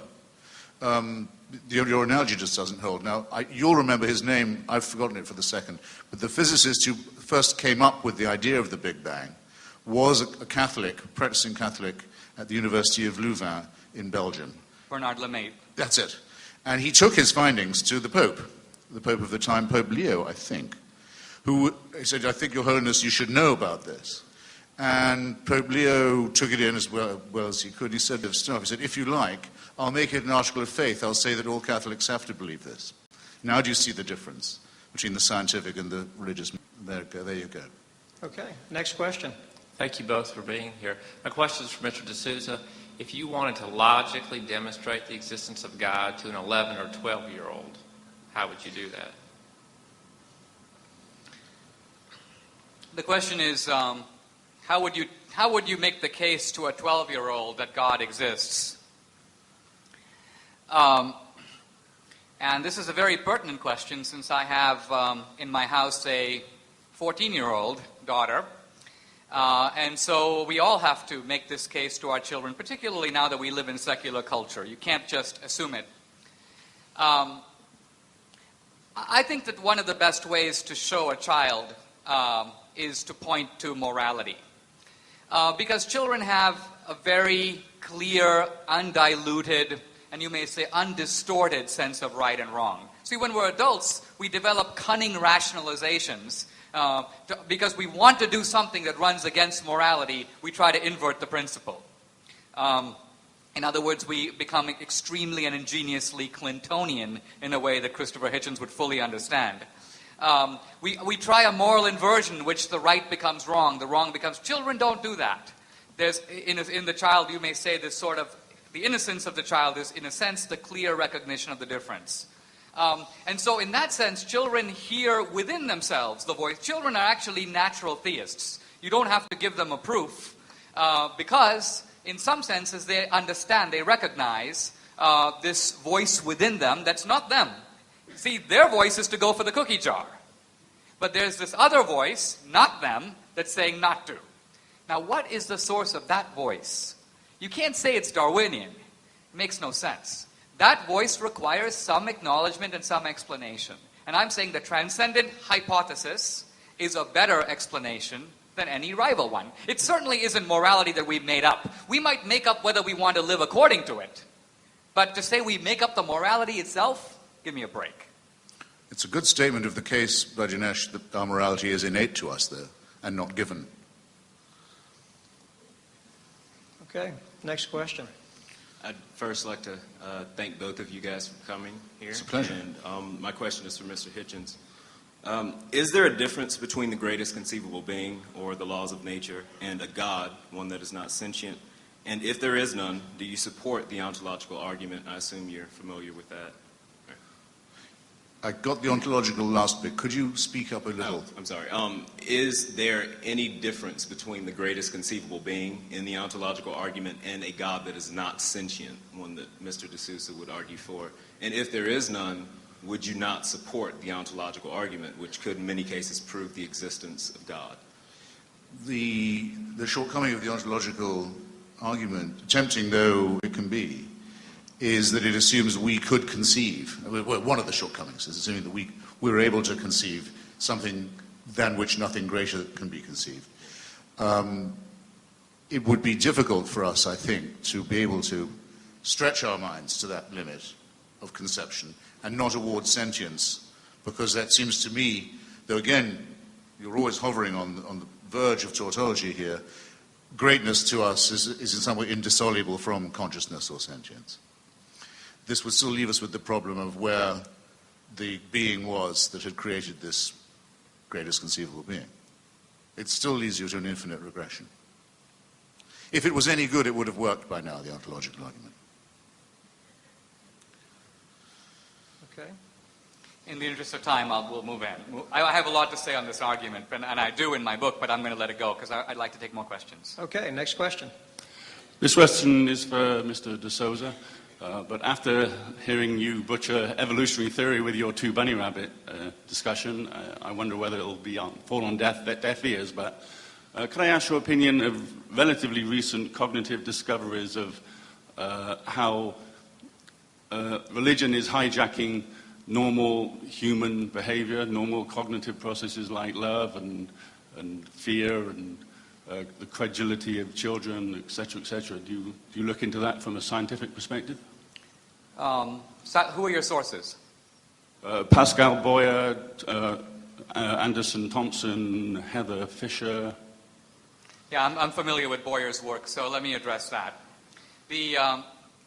First of all, I want to begin by saying it's very easy to make an accusation. You've butchered evolutionary theory. Clearly, if I had butchered it so obviously, you'd be able to say how. But all you could do is make the allegation and then skate on as if the allegation sustains itself. So I'll stick with the rabbits and move on to Pascal Boyer. You have grossly misstated Pascal Boyer's work in saying that it somehow demonstrates. I don't think he would say it demonstrates anything. It's ultimately an effort to look at the evolutionary roots of religion. And what this body of scholarship does is it argues that religion is hardwired to some degree in the human brain. Now, by the way, I want to point to an aspect of this research that you should be aware of, because this is research that actually shows correlations and proves absolutely nothing. It's a little bit... In fact, the research, in a sense, was available 100 years ago. Everybody knows that if you give someone a heavy blow to their head, they lose consciousness. And so the argument is that the brain must cause consciousness, because without a brain, no consciousness. Similarly, if you find a guy who prays, you can, through magnetic resonance imaging, look and see which parts of the brain light up, and you can jump to the conclusion, hey, that's the religious center in the brain that is causing the religious experience. I want to point out that logically there are non sequiturs buried in all this. After all, if I see a bright light and something lights up in my brain, it doesn't mean that my brain reaction is causing the light. There is an external experience that my brain is reacting to, and yet the assumption of people who find religious node centers in the brain is that these node centers are fabricating the religious experience. So I think what's going on here is far from science demonstrating atheism. Atheism is trying to hijack itself as a premise of science. It's ultimately presuming clearly there's no external experience, so if I can find the part of the brain that lights up spiritually, I have proven that religion is an illusion, and there's no external experience there whatsoever. Now, first of all, the Declaration of Independence speaks of what it calls a decent respect of the opinions of mankind. 99% of all Homo sapiens on this planet from the beginning of time have had not only the belief in God, but in many cases the experience of God. They feel an experience of God in their lives. This is all empirical data. It's experience. Can this all be written off as illusion? Oh yeah, but I know 10 guys who claim to have seen UFOs. Yeah, but you show me 5 billion guys who have seen UFOs and I'll be searching for them myself. In other words, once you accumulate enough observational data, you've got to take the experience seriously. So I think the question, in a sense, reveals precisely the kind of arrogance that tends to write off religious experience, pretend that science has proven things that it has far from proven, and invoke authorities who would be embarrassed to be invoked in this context. Can I just say very quickly, I think you ought to be suspicious of your own argument here, Dinesh. The quantity theory has huge dangers to it. For one thing, we don't know that many people who attended services made worshipping noises and so forth, they were doing so voluntarily. We've no means of establishing that. We do know what would have happened to them if they hadn't made these professions of faith, and we know what did happen to many who tried to ask even the most elementary questions about it. In societies like our own, which are not subject to direct religious coercion, the figure for people who have some kind of belief is much more like 85 than 99%. A good number of people, not all of them stupid, are born, if you like, without the ability to place themselves in a faith position. They just can't do it. I know, because I'm one of them. It may be a deformity, a cognitive one, for all I know. I don't think that it is. But if we're going to argue that nature makes a lot of people feel religious, which I certainly don't doubt, I think the majority of people have most of the time been at least somewhat religious, then you must concede also that there's a large minority of people for whom that is not so. Okay. And I do. Thank you. Next question. My question is to Mr. Hitchens. We have a theist and an atheist before us, but could it not also be stated that we are all agnostic with leanings towards or against God? Well, Thomas Huxley, who was Darwin's great champion, is a man I respect in many ways, and his famous debate with Bishop Wilberforce is an imperishable document at the Museum of Natural History in Oxford. But I often feel I can't thank him for inventing the word agnostic, which he did. I think the word, I hope this is interesting to you, it's a product really of Darwin's own wish that his theory not be harmful to Christianity. He hoped very much when he first evolved it that the origin of species and the theory of natural selection was going to be compatible with faith. It took him a long time to decide that, at least in the form that faith then took, it wasn't going to be compatible. It took him a long time to go on and lose his own personal faith, which was actually for other reasons. But the word comes to us from this attempt at a compromise. I myself, perhaps temperamentally, am more in favor of making a pretty strict choice and not avoiding or temporizing these things. I think if you come to the conclusion that no serious or believable or credible evidence for the existence of a supreme being, let alone a benign, intervening, caring one, has been adduced, I think you're really obliged to say, not that you haven't made up your mind on it, but that you don't believe it, which would be my view. Very briefly, I do think there are a lot of seekers, and they would fall in the agnostic category in the sense of, I don't know yet, I'm on the voyage, I want to search. I think the point that Pascal made that I was going to get to earlier was, he said the problem with the agnostic position is at some point it runs out of gas, and that some point is the fact of death. Ultimately, at death, all abstentions are counted as no votes. So the agnostic who in a sense says, I'm not going to take a position, but I'm going to live as if God did not exist, is in some senses a de facto atheist. It's a de facto atheist who's not in a sense admitting it.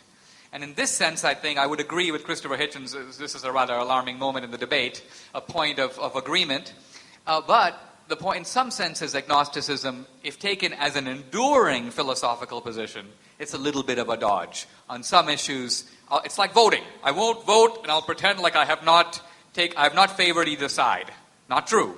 If you don't vote, your no vote does affect the outcome. In that, had you voted, it would have tilted the balance this way or that. So a no vote does count, it just counts in a different way. Good. Okay, next question. Well, first of all, thank you both for coming. Oh, please. You both very great. And Mr. Hitchens, I respect you a lot, so the question is for you. One of the main complaints against atheism from some modern apologists and some people is that atheism is hopeless. As an atheist, where can you gain hope? Not freedom, but hope. And how can you grant that to other atheists and potential atheists within this audience?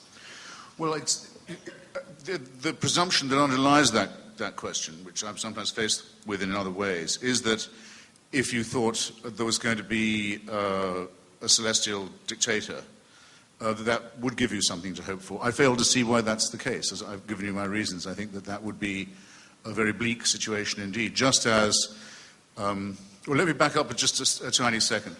I wouldn't say that atheism was a morally superior position. I wouldn't say it was a morally inferior one, certainly. But there's a tiny edge that it might possess, and it's this. We can't be accused of wishful thinking at all. We will accept conclusions that may be unwelcome to us. We don't say, well, I won't believe this because if I did, it would mean I'd have to be a pessimist. I mean, that would be absurd. It would be counter-intellectual. I'm not particularly delighted at the thought of my own biological annihilation, of my returning to atoms. It doesn't delight me. My conclusion is it's the overwhelmingly probable thing, that the likelihood that I'll be reassembled and we'll have this discussion again in some theme park is vanishingly small. And if you want to reintroduce the question of hope, no, I don't like the idea that at a certain point I'll be tapped on the shoulder and told, you have to leave the party now, and you can't come back. And not only that, it's going to go on without you. I don't particularly like that thought, but I think it will happen.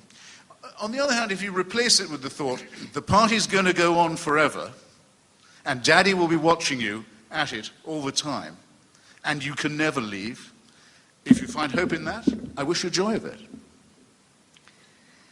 I think, just very briefly, I think to accept unwelcome news makes sense if it is true, but doesn't by itself give one moral credit. Because you could be accepting the unwelcome news, not because it's true, but for all kinds of other reasons. You could be a masochist. You might, as Christopher himself insinuated, not want it to be true.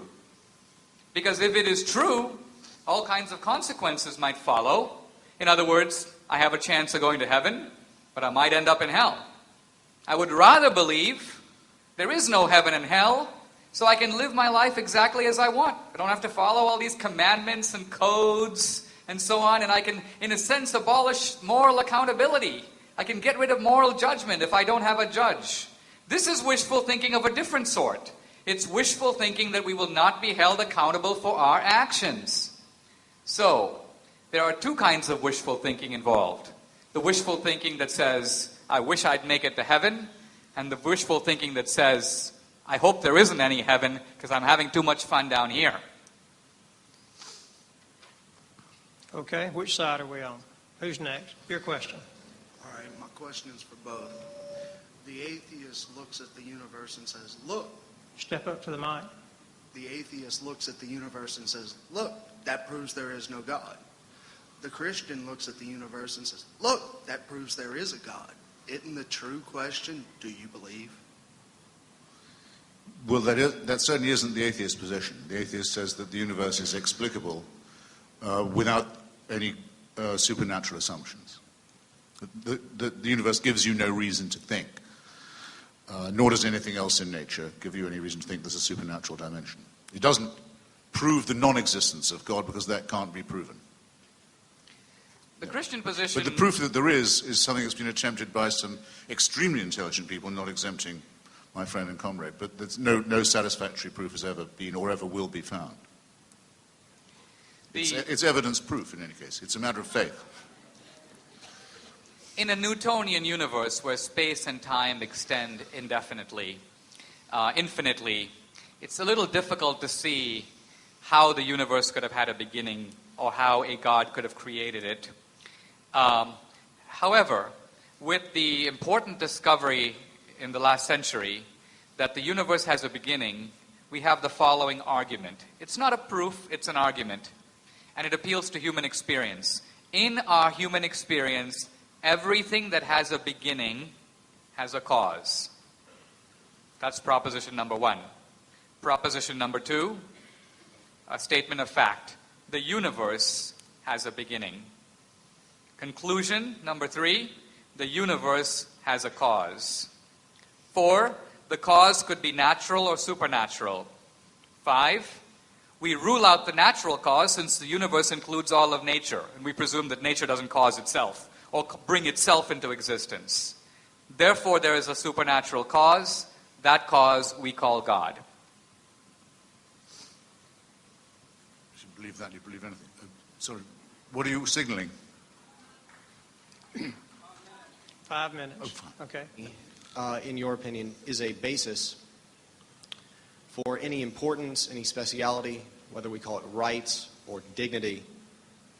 What makes any member of this species, you or I or anyone, special in a species that you say is a physical and biological accident and will inevitably be destroyed by the stars? This is a very familiar false antithesis, and it's based on an unexamined presumption, which is that it's best put, I think, by Dostoevsky in The Brothers Karamazov. But without God, anything goes, right? That you're awarded permission to do as you like. Nothing really matters. The lives and rights of others are unimportant without God. But wouldn't it be, I won't say more true, but at least as true to say that with God, all atrocities and indifferences are also thinkable, sometimes mandated. Some religions order you to enslave people. The Old Testament repeatedly orders you to do it. They order you to mutilate the genitals of children. They order you to be terrified of the menstrual blood of women. They order you to inflict rape and exile and dispossession and torture on other people. You don't have to look far if you open your newspaper and go around the world, just do a quick tour d'horizon and see the ways in which the parties of God enjoin people to behave. In other words, I I absolutely reject the grammar of your question, and I also very much resent, as I've told you before, gave you fair warning on this point, very much resent the smug religious assumption that anyone who can mention God has a moral edge on me. Not so. Go back and try again. Christopher. No follow-up question. Very briefly, I don't think he meant it in an accusatory way. I think he was asking it perhaps with an example. We're always told, care about the earth. Look after the planet. Because future generations are going to inhabit it. Now, in some sense, and in the Darwinian sense, you could say, well, why should I care about future generations? What have they ever done for me? Why should I? I can care about my children, but I think the Earth's going to be around for them. Eons down the road, if there's global warming and the planet is 5 degrees warmer 500 years from now, who cares? Why should we care? Why should we invest in things that are not to our Darwinian benefit? I think this question still awaits a full answer. Because I think the atheists are too quick to say we can remove God and leave morality securely in place. In fact, Nietzsche was the one who disputed that. He said, no, you think you can... The point of God is dead was not some crude assertion that God should be cremated or we can't believe in God. It was the consequences of the death of God. Nietzsche was actually talking to atheists. When Zarathustra comes into the public square, the people surrounding him are not religious believers, they're atheists. And Zarathustra says to them, you fools, you don't understand the implications of what you're saying. If God is dead, all the morality that came out of God has to go too. It can last for a little while, but over time it will erode. And Nietzsche predicted terrible wars in the 20th century that would follow the secularization of European society. And boy, was he an atheist prophet on that score. But there's a specific Christian school called premillennial dispensationalism, and it's not the only one, that says, who cares about the environment, who cares about the planet, who minds about all this? Jesus is coming back, he's coming back real soon. You're wasting your time with conservation measures. And mutatis mutandis, that would be just as true of any other calamity, that if you believed in God, you could be as indifferent to it as you wished. Who said the following about the prospect of a nuclear holocaust, a nuclear extermination of humanity? Who said this about it? The worst it could do would be to move people more rapidly rather than less into a state of futurity to which they're destined in any case. Wasn't me. No, it was the Archbishop of Canterbury when there were first protests against Britain testing a nuclear weapon in the atmosphere. It was an ex cathedra statement by the Archbishop. It's a statement that's perfectly congruent with the Christian faith. Okay, we have time for one more question over here. Okay, this question is for you, Mr. Hitchens. If there is no God and no higher calling for our lives, then what is the point of life? And not only that, but how can you say that our God is cruel if he gives us a chance for eternal life and for a higher calling? Well, it's a matter of taste, I suppose. Do you find life more pointful if you regard yourself as a counter in a capricious game where you might be a stillborn baby, you might be a baby with AIDS in Africa, you might be a baby who died in childbirth or killed its mother, or you might live long enough to be raped and cudgeled, or you might become a Queen Cleopatra. Any of these things might happen, but it was all according to a divine plan that you couldn't find out anything about. You just had to pray and hope to be lucky. Why is that pointful? Why does that make your life? Why does a faith like that make your life more meaningful? It seems to me to have the very severe risk of making it much less so. I'd like to highlight two brief points. One of them is we've heard a lot about how cruel God is.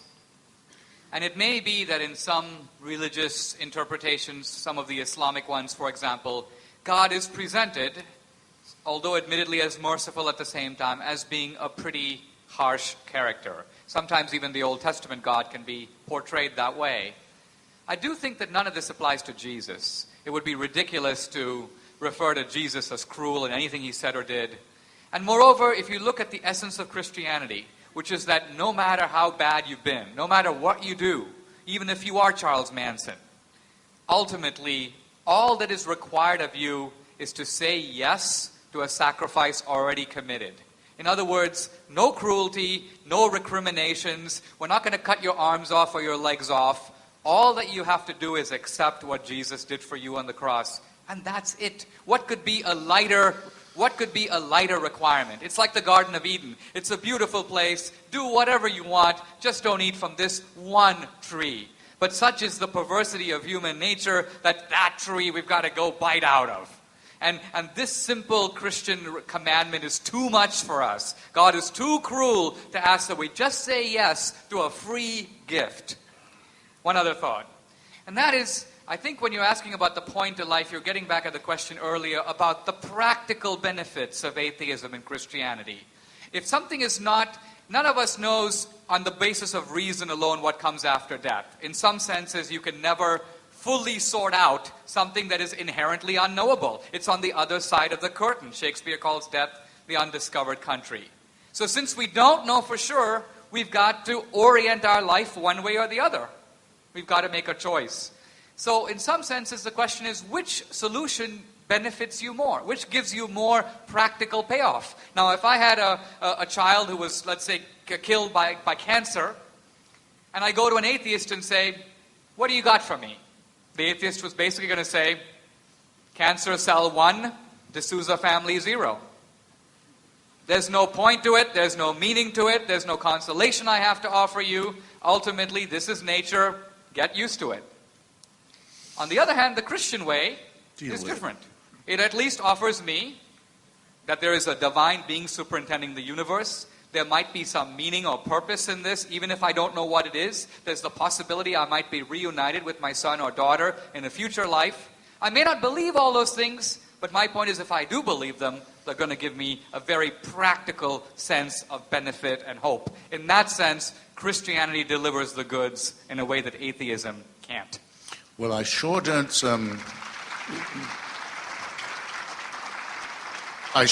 see myself visiting the family of someone who's just lost a child and telling them that God wants it that way and then thinking I'm morally superior for doing that. I sure won't do that. You're quite right.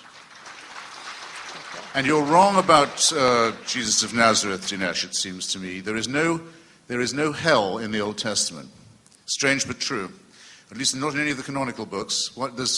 God may order a lot of genocide and enslavement and torture and rape and dispossession, but once all these people have been destroyed and had their lives and their civilizations obliterated and the earth has covered them, that's it. There's no punishment of the dead.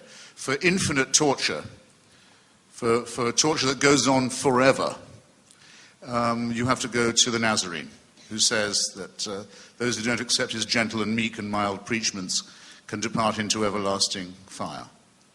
Again, something in me resists being spoken to in that tone of voice. If we get this lady's question, we'll have answered everybody's. Sure. That would be wonderful. It hardly ever happens. Well, Come on. I really don't have a question. I just kind of have a statement. I just answer what you had asked earlier. I do believe that something that a Christian can do that a non-Christian atheist cannot do is to lead someone to Christ or to an eternal heaven, to salvation, to something beautiful, whereas an atheist or someone who's a non-believer can lead someone to hell and condemn them. Okay. That's all. Thank you.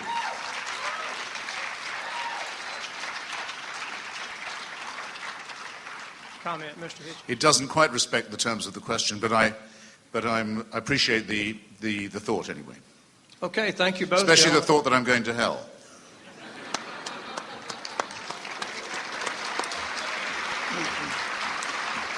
A moral statement if ever I've heard one.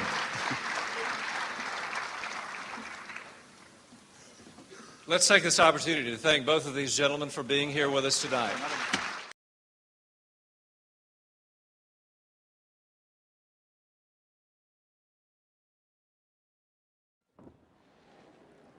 While we wait, I know quite a lot of limericks. We're only doing this because of the insane demands of security, which neither Dinesh nor I asked for. We didn't want to be protected from you people. But if it must needs be that your bags are searched and your persons humiliated, it must needs be He's ready. I'm ready. He's ready. Good evening, everyone. My name is Father Kevin Augustine. I'm the pastor of the St. Thomas Aquinas Catholic Center and the director of the Aquinas Institute for Catholic Thought. I would like to take this opportunity to welcome you all to our second annual debate in honor of our patron, St. Thomas Aquinas, whose feast day is celebrated on January 28th. St. Thomas was a medieval philosopher, theologian, Dominican priest, and the greatest thinker of his day, and one of the greatest of all time. Because of his love of truth, St. Thomas never shied away from a good debate or a heated controversy, and he is best known for his brilliant synthesis of faith and reason. One of the main methods of education during his day, of arriving at the truth of things, were several day-long disputations on a wide variety of topics. It is in this spirit that we welcome you here tonight. First, many thanks to several different groups and people. First to our Sunday Visitor Institute, the Augustine Institute, and Jim Pfaff from Opinion Times for co-sponsoring this event, to Mackey Auditorium for allowing us to use this facility, to all the students of the St. Thomas Aquinas Catholic Center who helped pull this event together, for Matthew Botker, the chief architect of this event, and a special thank you to our two speakers tonight, to Mr. Christopher Hitchens and Mr. Dinesh D'Souza, as well as to Dan Kaplis, who has agreed to moderate. Thank you very much, gentlemen, for being here with us.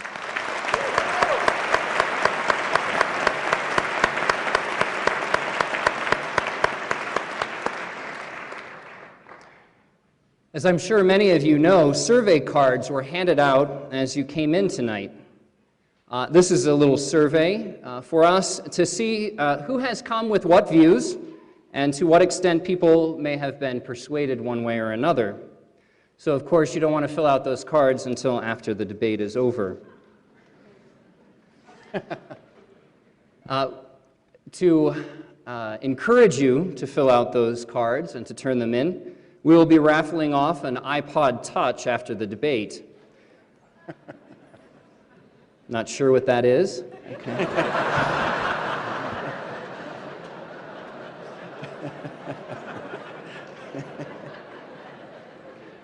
But I'm sure it's great. Now, to be entered in this debate, which will take place, off stage tomorrow, and we'll contact the winner tomorrow. To be entered, you must fill out the survey completely, and we will contact you tomorrow if you've won. Please hand the completed surveys to ushers on your way out, or drop them in the boxes just outside the auditorium. The main sponsor for tonight's event is the Aquinas Institute for Catholic Thought, which is the intellectual outreach arm of the St. Thomas Aquinas Catholic Center, which is the Catholic campus ministry which serves the University of Colorado. It exists, the Aquinas Institute, to educate students, faculty, staff, and the broader Boulder community in the Catholic intellectual tradition. We seek to establish a continuous scholarly relationship with the University of Colorado Boulder without compromise or dilution to the gospel of Jesus Christ as expressed in the magisterium of the Catholic Church for the common good of all. As you know from tonight's event, one of the many ways that we apply this mission is through an on-campus lecture series. We bring excellent scholars from around the country, as we have tonight, to speak on a wide range of topics pertinent to our day and age. Recently, I have done several interviews in anticipation of this event. One of the most often questions is asked from genuine surprise, although to me I have to admit it's a little strange. It goes something like this. Why are you doing this? Aren't Catholics supposed to be closed-minded? Afraid of questions and disputes? Is this some new modern approach? My response has been no, this is not particularly a modern approach. In fact, it's actually quite medieval. As Catholics, we are not afraid of a good debate, intellectual dialogue, and posing difficult questions especially the most basic, which also tend to be the most profound. Who are we? Where do we come from? What is our purpose? What does it mean to be human? How does one achieve the good or happy life in the classical sense of Aristotle? Now, we believe, of course, that reason is on our side, but why not fight it out a bit? Finally, we believe that faith and reason are not opposed to each other. Rather, they illuminate one another, and together they help the human person to arrive at truth. It is with these principles in mind that we host tonight's event. Just a reminder that this is an intellectual debate rather than an emotional one. Feel free to applaud our speakers, but please refrain from any outbursts or booing.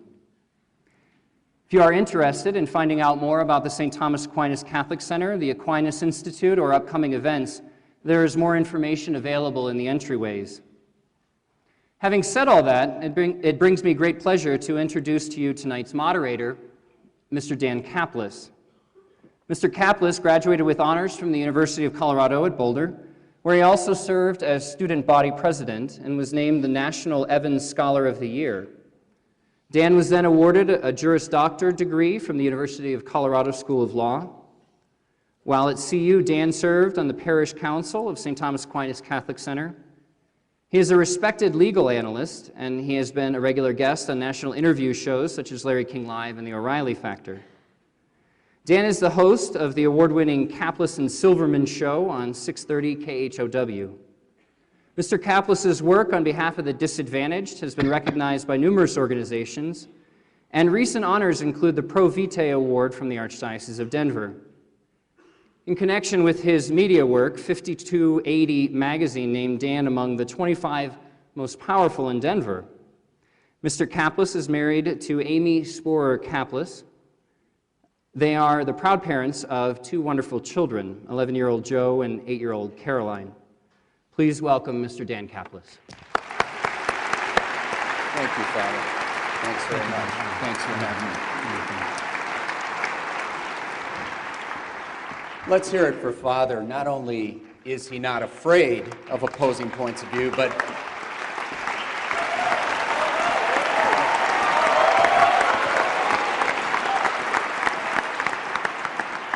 he brings in one of the most brilliant, effective, sought-after speakers in the world on that point of view in Christopher Hitchens. And so we're all grateful for that.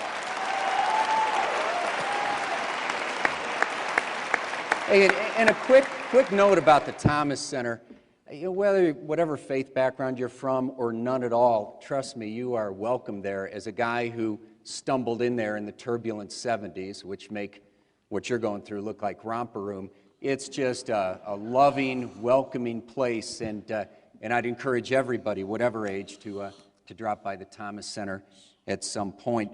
As Father said, we're not in church tonight. We know that because there are people sitting in the front row, and so that means that you're free to express yourself, but all positive, obviously tonight. And a confession I have to make, I love prize fights. I love traveling to go to prize fights, but I've looked forward to tonight with these two guys more than any fight I can remember, because there's something about that battle of great intellects, one of the most profound issues in life that's just so much more stimulating than seeing guys, knock each other's heads off. But make no mistake about it, spending 10 minutes backstage with these guys, they truly want a piece of each other. They, highly unlikely anybody is going to leave with a broken nose, but these are two brilliant men, and they are deeply committed to their positions, and they are in it to win it. They are here tonight to win, and the format sets up beautifully for that. Unlike those presidential debates, which we all know were anything other than debates,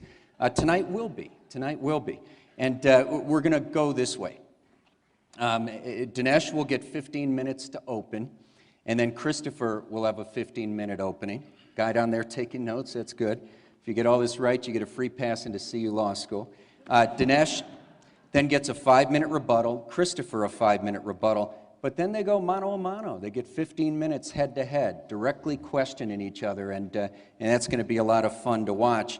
And then they've each given up some time at the end with their closing statements to give more time to you, and everybody's grateful you came out on such a cold night and packed Mackey Auditorium. So we'll have a full 40 minutes at the end for audience questions.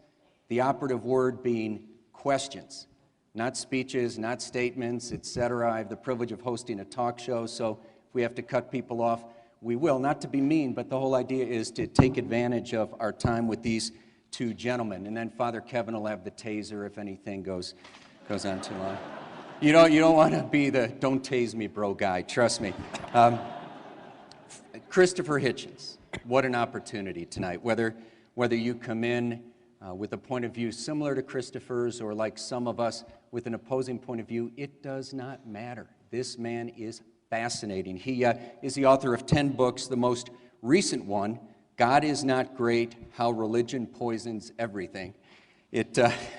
Forbes magazine, one of the most influential liberals in the United States, according to Forbes. Of course, a prominent editor with Vanity Fair. And again, truly one of the most sought-after speakers in the world on this topic and others as well. And, equals here. Dinesh D'Souza. Dinesh, a native of Mumbai, India, and the author of What's So Great About America and What's So Great About Christianity, two separate books, both bestsellers. New York Times calls Dinesh one of the most influential conservative thinkers in America. Again, he, one of the most admired and sought-after defenders of the faith, and also a foreign policy analyst in the Reagan administration. Let's hear it for both of our outstanding guests tonight. Nice to meet you.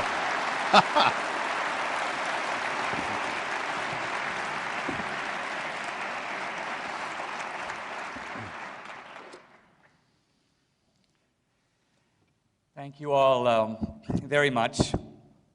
I am honored and delighted to be here. This is a great venue, a beautiful venue. Well, my podium's a little narrow, but I guess that's okay since I remembered to wear pants.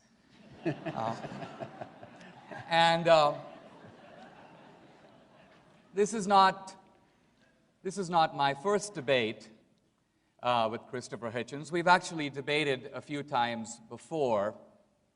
I'm not sure why we keep doing it. One of us may be a slow learner. But I will say that all of our debates have been totally different. And so I always approach these with a tremendous sense of suspense and anticipation. Well, we're here to talk about what's so great about God. And I want to emphasize that in this debate, which is in not just a secular venue, but the secular venue of Boulder, which may be for me the Lion's Den. But our approach in these debates, and certainly mine, is to make arguments that in no way depend on the authority of Scripture or revelation, or in no way presume the truth of Christianity. These are arguments that are going to be rooted in reason and skepticism and history and philosophy. In other words, Christopher Hitchens and I are debating with the same weapons. We're debating on the same ground, which is the ground of reason alone. And so in thinking about what's so great about God, I thought I would frame my remarks by beginning to ask, what are the things that are important to not religious people, not Christians, but secular people, and in fact, atheists? I've been skimming some of the books of some of the new atheists to make a list of some of the values that the new atheists, like Christopher Hitchens, Richard Dawkins, the philosopher Daniel Dennett, the bioethicist Peter Singer, what do they care about? Well, they care about the idea of the individual. They care about science as an independent and autonomous enterprise. They care about the equal dignity of women. They care about the abolition of slavery. They celebrate compassion as a social virtue. I want to argue that it is not merely the idea of God, but very specifically the active work of Christianity that brought these very values, secular values, into the orbit of Western civilization, and in some cases, into the world. Now, I'm hardly being controversial in asserting that Western civilization, our civilization, is built on two pillars, Athens and Jerusalem. By Athens, of course, we mean classical reason, and by Jerusalem, I think we mean the combined legacy of Judaism and Christianity. And if you look at a list of what we can for a moment call the atheist virtues, we can ask, is it true that those virtues are ours, shared by believer and non-believer alike, because of this legacy of Athens and Jerusalem? Consider for a moment the virtue of compassion. One can go to ancient Greece and Rome before Christianity and look for that virtue. Aristotle makes a list of the virtues. Compassion, by the way, does not appear on the list. For Aristotle, it's something more like a vice. Compassion comes into the West as a new virtue with Christianity. Or consider something else, the value or preciousness of human life, an important value in our culture. Who would deny? Well, in ancient Sparta, if you were weak or sick, they would deposit you on the hillside in the winter and were quite happy to find you dead in the morning. And that's not even the big scandal. The great thinkers of ancient Greece, Plato, Aristotle, knew about this, but viewed it with relative equanimity. It was to them not such a big deal. And why? Because the sanctity of human life, the preciousness or sacredness of life, was simply not a cardinal value in classical antiquity, in Greco-Roman civilization. That became important to us with Christianity. Sam Harris, in his book, The End of Faith, says that the Christians bear a big responsibility for slavery. And yet slavery has existed for millennia in every known civilization. For many centuries, slavery needed no defenders because it had no critics. It was like the family, taken pretty much for granted. Only in one civilization, the civilization called Christendom, did slavery become controversial. And some people say, well, we had to wait till the Enlightenment and the modern period for that to happen. Not true. Slavery was in fact withered and abolished in Western civilization and in Europe, largely between the 4th century and the 10th century. Then there was a second anti-slavery movement in the modern era, in which groups of Quakers and evangelical Christians began to take the idea, a theological idea, that we're created equal in the eyes of God, and to draw from that a political lesson. Namely, no man has the right to rule another man without consent. And by the way, this idea becomes not only the moral root of abolition or anti-slavery, it's also, if you think about it, it's also the moral root of democracy. Why? Because democracy is based on the idea that no man, no person has the right to rule another without consent. And so the point I'm trying to make here is that whatever you think of God, even if you're not a believer, it seems to me to be the beginning of intellectual and historical honesty to acknowledge that all of us, Christian and non-Christian alike, are in fact standing on a pillar that we ought to respect and acknowledge. In some senses, even the values that Christopher Hitchens stands by would not be here, and he wouldn't hold them if it wasn't for the role of Christianity in the world. I want to suggest that even modern science is rooted in not just theist, but specifically Christian assumptions. This seems a little bit strange to some people because they say, oh, science is based on reason, but religion is based on faith.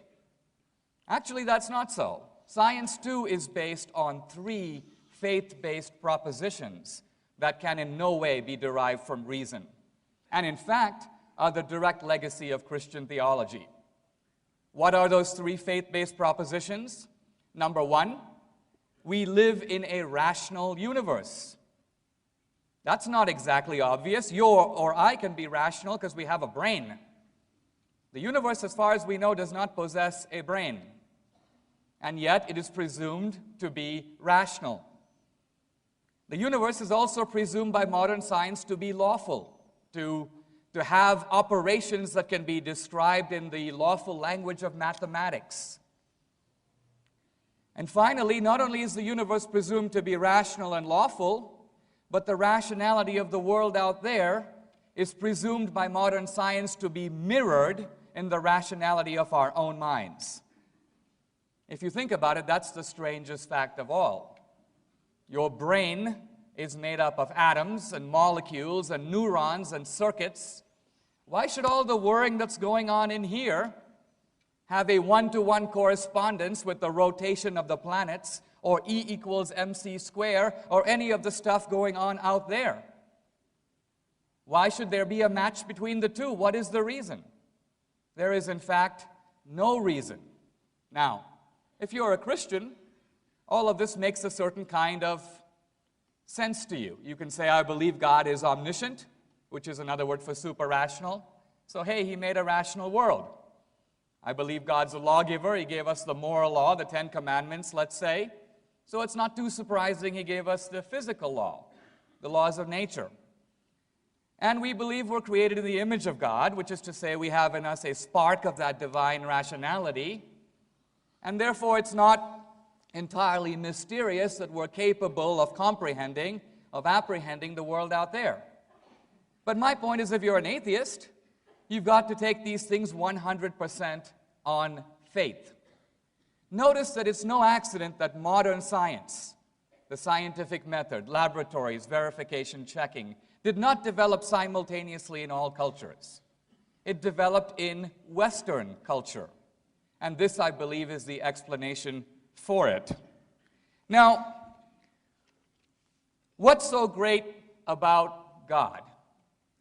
I think one thing that's great about God is that He has given us a universe adapted or finely tuned for life.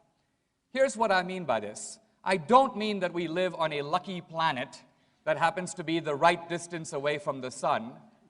I rather mean that if you look at the fundamental numerical values of nature, you look at the hydrogen atom, the mass of the proton is 1,836 times the mass of the electron. If you look at the gravitational force, the electromagnetic force, the strong nuclear force, if you look at all the different constants of nature, one physicist, Lee Smolin, says, it's almost as if God is sitting at a table with a bunch of dials in front of him. What happens, modern science asks, if the scientists sneak into the room, each dial now reflects a certain numerical value of nature? What if you fool with the dials? Change them a little bit. This issue, by the way, is discussed by Stephen Hawking in his book, A Brief History of Time.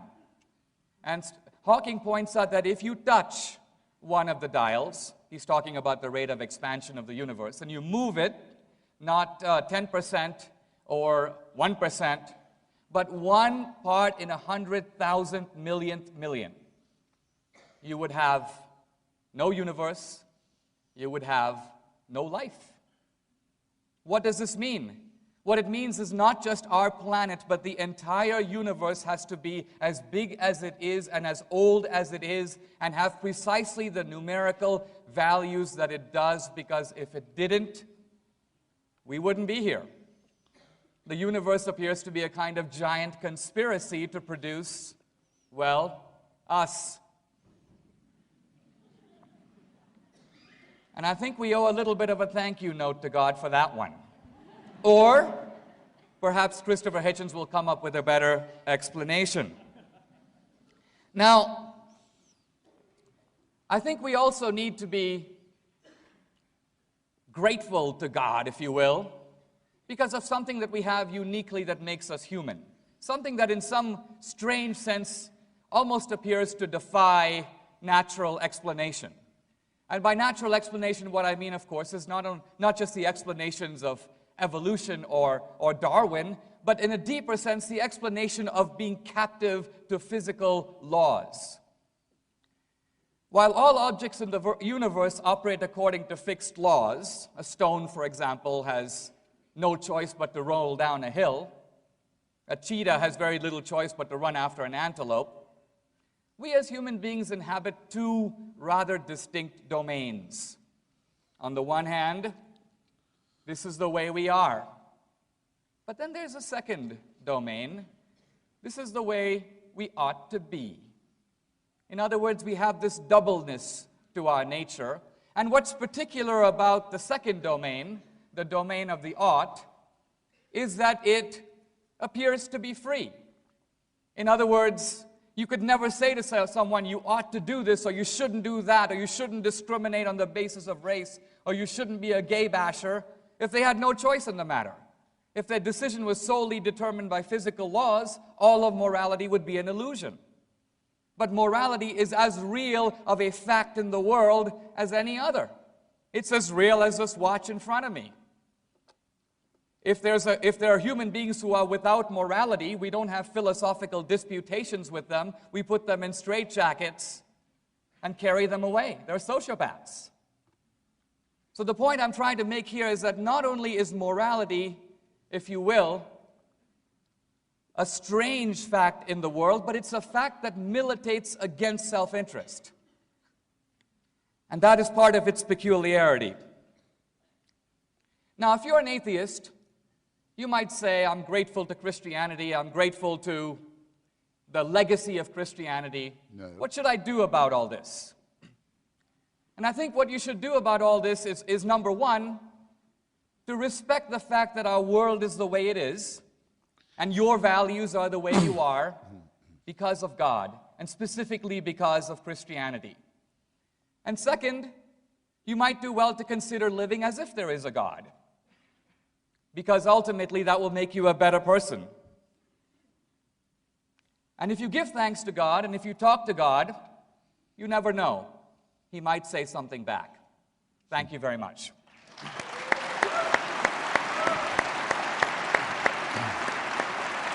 Shall I just do it? Yes, sir.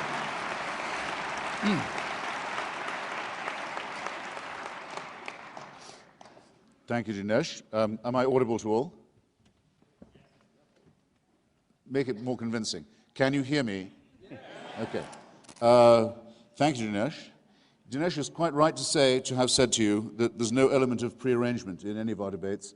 We've never concerted or compared notes before starting, and I hope we never will. We've never given the same speeches twice. We've sometimes repeated each other and each other's arguments, but there must have been an energy leak somewhere this evening, because he wanted to praise me and my fellow atheists for our compassion. There must be some mistake here, at least in my case. One of the very few times I've ever felt like being a Christian is when reading how the early church fathers lost for an account of why it is fun to be in paradise. The alleviation of the first 100 million years of saying thank you, for example. Would say, well, at least you can go to the lip of the thing and look down and see the screams and wails and torments of the damned when you want to be cheered up. And I think, that's me. I'd be religious on that basis. One of my very few pleasures, actually, is crowing over the misfortunes of other people and trying to add to those misfortunes. And I'm hoping, in fact, to score a few points of that sort tonight.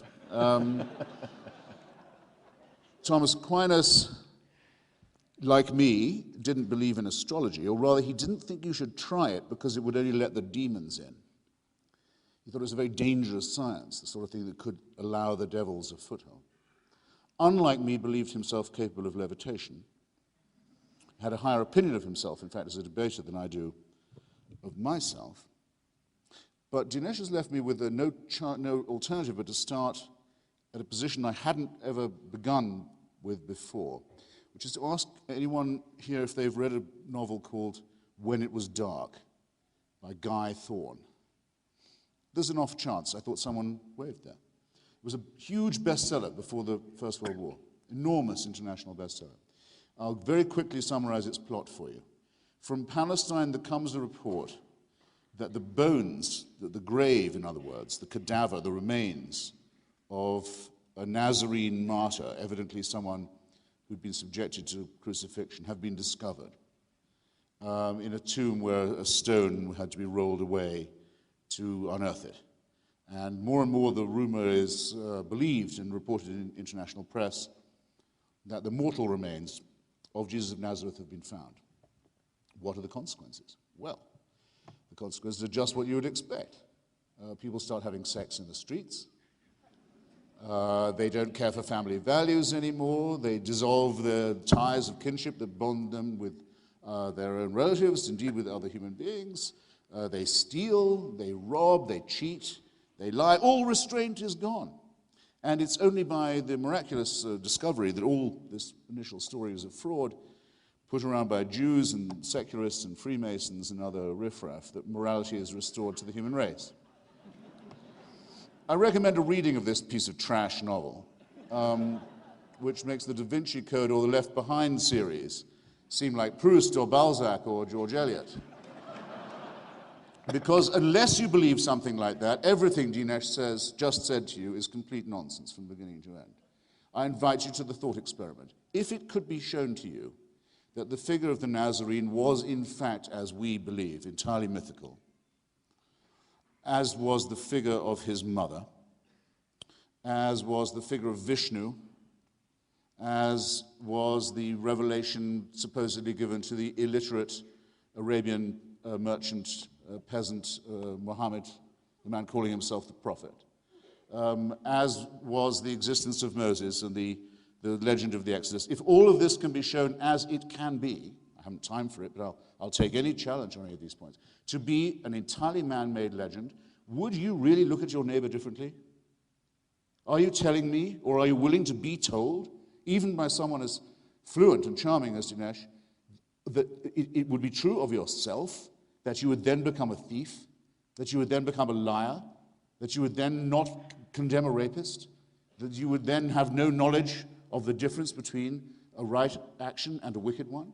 I don't think there's anyone in this room who could be so abject, so wanting in self-respect, so masochistic, so subject, and I'm coming back to this, so servile, as to believe any such thing. And if I had to stop now, that's all I would really have wanted to say this evening. But as I say, I didn't come to be compassionate. I have some more suffering to inflict on you before I'm done. Morally, ethically, I submit we would be in precisely the same case as we are now, if, as is in fact the case, these stories are proved to be man-made legends. We would be faced with the same questions that we are ever faced with. What are our duties to one another? Why are we here? Does our existence have a meaning or a purpose or a pattern beyond what we can discern? How can we build the just city? Does our presence here have a point? These questions predate monotheism, were debated very earnestly in schools of philosophy in the Mediterranean long before monotheism was inflicted upon us. And these questions would remain as urgent, and they would have to be posed again and anew in every generation if monotheism were by chance to decline, as it has been doing, or even to pass away, which I don't think that it actually will. The same would be true if polytheism was to undergo a similar collapse. Now, the believers say that the problems I've just mentioned don't really exist. They're only problems in the mind of philosophers.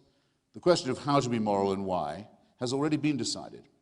Dinesh, I think rather too tolerantly, said that he had an open mind on matters of faith. He wasn't here to defend the Christian religion or revelation or any of these things. I don't know what kind of, I leave it to the good father, what kind of Catholic Dinesh now seems to be in his own eyes or anyone else's. But in fact, religion means you must believe that God has revealed himself to us and his purpose, that his commandments and wishes are knowable and indeed known by human beings, that this revelation has in fact taken place, and that all that is required is for us to live up to, created sick as we are, commanded to be well as we also are. What kind of dictatorship creates you ill and then orders you to recover? I'll come back to that. But created sick as we are, our duty is simply to live up to these preachments, this revelation. That is what religion means to me. If anyone wants to stand up and say it's not what it means, I'll take the question. I can't wait for it, in fact. And that we're short only of prayer and faith and good works, and that we can have our sins expiated for us, that there can be vicarious atonement, that our shortcomings can be taken upon someone else whose pain and misery and suffering can redeem us. In other words, that I come to you, madam or sir, and say, not that I will pay your debt because I know you're in trouble and I have some spare money. Not that I will take your place in prison, which I might, if I really loved you, be willing to do. Not that I would take a risk for you, put my own body in front of yours to prevent suffering from falling upon you or coming upon you as I would with a child of mine. But know that I can take away your sins, that I can make them go away, that vicarious redemption and expiation is possible. In other words, that personal responsibility means nothing, that you can throw your sins onto a scapegoat. And rightly is scapegoating considered by us to be a contemptible term, a contemptible verb. No, it won't do. It won't do morally. It won't do ethically. And there is no reason to suppose that any such moment of vicarious expiation or redemption ever took place. Now, when I said in my subtitle, this is a lousy microphone, isn't it? Or is it only for me? When I said in my subtitle that there's something about religion that poisons everything, I know publishers like controversial subtitles, but I was willing to stand by it, and I knew people would say everything. I mean, cricket, tantric sex, Chinese food. Yes, I sort of do mean, in a way, everything. For this reason, it attacks us in our deepest integrity, in some of the ways I've just tried to describe. It says we don't ourselves have any innate knowledge of what's good or wicked. We couldn't, on our own responsibility, out of our own self-respect, decide upon an action in this way and decide to defend its integrity. We would need divine permission and maybe even a human sacrifice or two to ram it home. For this to occur, and I go on to say that it makes intelligent people say stupid things, and it makes decent and kindly people do and say very cruel things. And I'll just give a couple of examples. What would you say, Dinesh, was the lifetime, now established scientifically, of Homo sapiens? Francis Collins, the Christian chairman of the Human Genome Project, thinks it could be 150,000 years. Richard Dawkins thinks it could be as much as 250,000. I don't know, does anyone have I'm excluding those who think it's only 6,000. What if I call it 100,000? Right. All right then. For 100,000 years, Homo sapiens been on the planet. A fragment of evolutionary time. During that time, people are born, usually dying in the process, or at least a 10 to 20% chance of doing so. If they survive infancy, the odds go up there a lot. They probably have a life expectancy for the first 50, 60, 70,000 years of about 25 to 30 years, usually dying of their teeth. The rending pains of childbirth killing the mothers as well. Famine, disease, fear, terror, earthquakes, where do they come from? Thunderstorms, why? Hurricanes, what is this? Volcanic explosions that blot out the sun. Appalling life of fear and want and disease, where germs are not known of. Don't have to draw you a complete picture. And that's to leave out the wars over territory, over sex, over womanhood, over possession that additionally take life. And this is the Hobbesian situation. Life is, as Thomas Hobbes describes it in Leviathan, very nasty, brutish, and short. And I'm just asking for 100,000 years of this. For the first 98,000 years of it, heaven watches with indifference. Who cares? Doesn't look terrific, but, they're inching along, I guess. I mean, sometimes moving forward, sometimes a bit back, but no. Anyway, let's just see how it goes. 2,000 years ago, it's decided, actually, now we have to intervene. But only in illiterate parts of the Middle East, to reveal our face to this species and tell them how to behave. That should do it. Now, I can't prove that did not happen. I cannot disprove that, but I can say of someone who does believe it that they're willing to believe pretty much anything. And I don't just mean believe pretty much anything that they're told. I mean to believe almost anything about their deity. Because if that is how it happened, it's the same as saying that a universe that contains perhaps 100,000 million planets contains just one, which has one favored mammalian species alone chosen for salvation, while the others go into black holes, white dwarfs, shooting stars, imploding comets, and the rest of it. You could believe that if you want. I can't tell you that wasn't the design. But I can tell you, or I can assert, I can make you think, I can ask you to consider whether the person responsible for this is not either very incompetent, very tinkering, very capricious, or very, very cruel. And I won't let you I hope I won't let you go home without leaving these questions in your mind. I'm not going to answer them for you. I'm going to hope I've placed them where you'll have to think about answering them for yourselves. And I see my time is very nearly exhausted. In other words, I think that our morality is innate, our ethics are innate to us, as they are in other mammalian and primate species. It's observable that there are solidarities, there are ways of group behavior, family function and so forth that make it clear that without this kind of evolution we wouldn't be having this discussion. We wouldn't be here if we only looked out for each other, and other primates and mammals know this too. In that case, since the evils are innate in us as well, what are we to do? Are we to invent another supernatural person who's responsible for those, as the religious tend to do? Those don't come from this God, they come from another God, an evil one. Well, fine, if you wish, if you want to do it, if it makes you feel better in some way. Invent another supernatural entity. There's an infinite multiplication of them that you can do, as Aquinas did with the demons, as Muhammad did with the desert jinns. Keep multiplying these assumptions.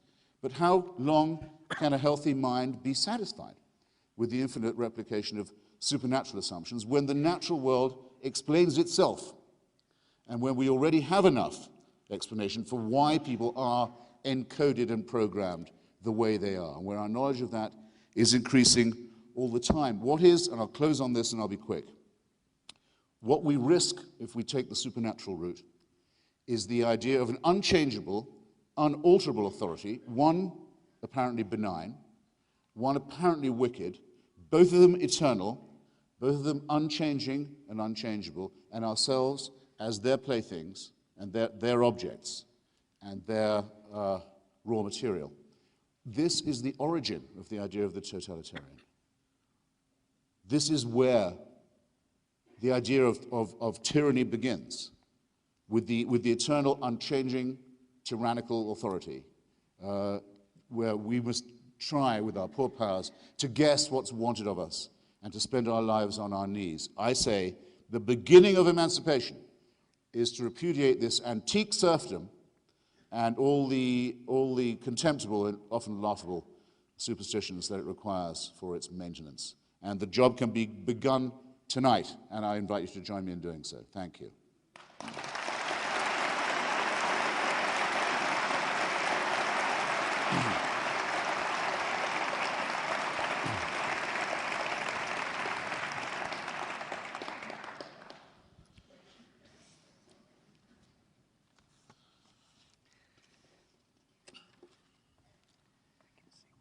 When I first came to America from India, as an exchange student, I was assigned to live in Arizona. One of my first entertainments was to go to a rodeo. I feel like I'm back at the rodeo, by which I mean, in listening to Christopher Hitchens, I see a point here, a point there, but also a lot of bull in between. Come on, baby, I could have said that. Now, as an act of Christian mercy, I will skip over the issue of whether Christ was in fact an historical person. I will focus on what I take to be Christopher Hitchens' two main points. One of them, I want to say, a gross misunderstanding of my opening argument, which was in no way the claim that Christianity or religion is the sole source of all morality in the world. In fact, where do we get morality? I said myself that if we want to figure out what's right or wrong, we get morality from the voice within. Conscience is, for each of us, the practical arbiter of morality. And of course, the atheist and the believer alike share conscience.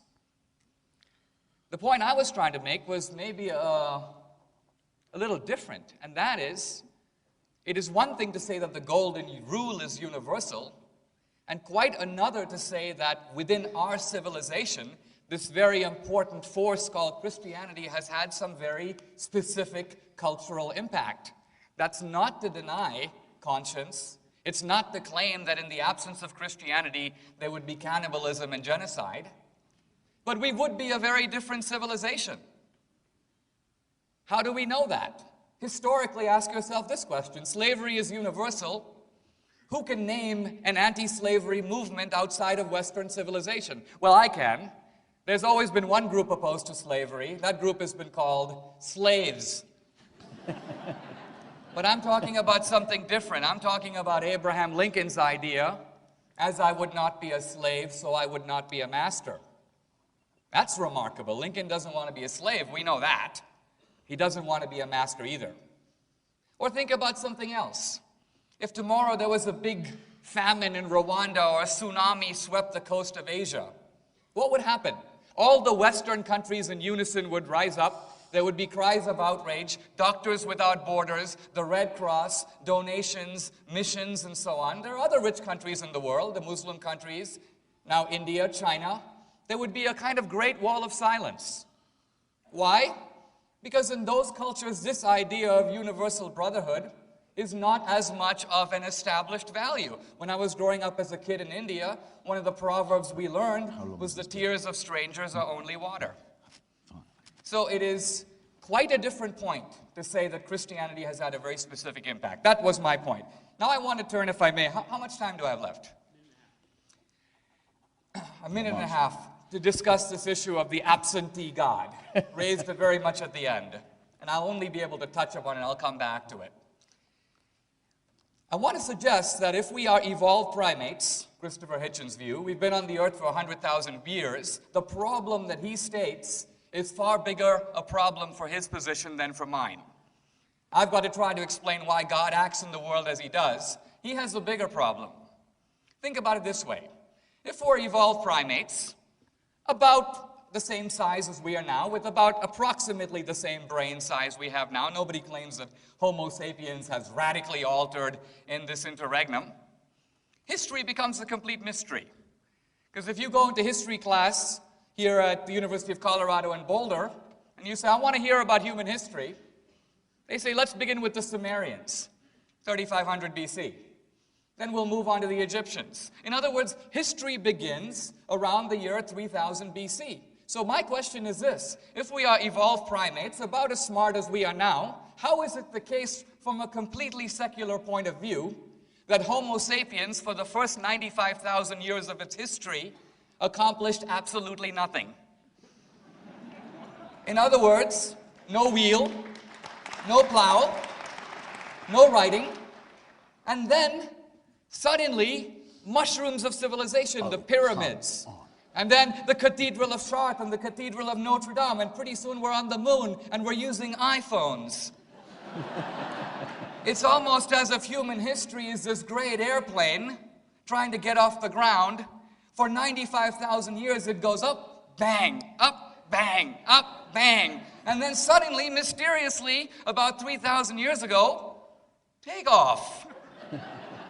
I might almost venture to suggest that it almost seems as if some transcendent creature leaned into the world and breathed some kind of a message or a soul into man, and suddenly savage man became biblical man. And that seems to give almost a better explanation of this dramatic takeoff of human history than the lame assertion that we've been around for all this time And only in the last 1% of our life did we start figuring out stuff. And so it seems to me that we should be skeptics. But Christopher Hitchens is a one-way skeptic. He is skeptical of the claims of religion, but applies little skepticism to his own claims. Thank you very much.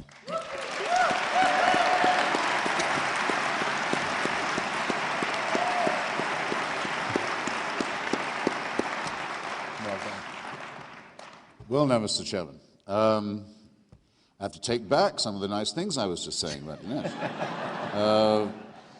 One of them has to do with the prearrangement. I've heard him make that point about the bull's horns so many times now.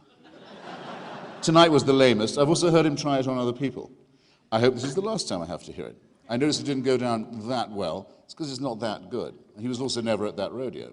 To his second point, which I can scarcely believe I have heard made, let alone, and some of you should blush on your way home, let alone applauded. Yes, of course, the reason why civilization stopped being barbaric and why stuff started to happen was the arrival of monotheism.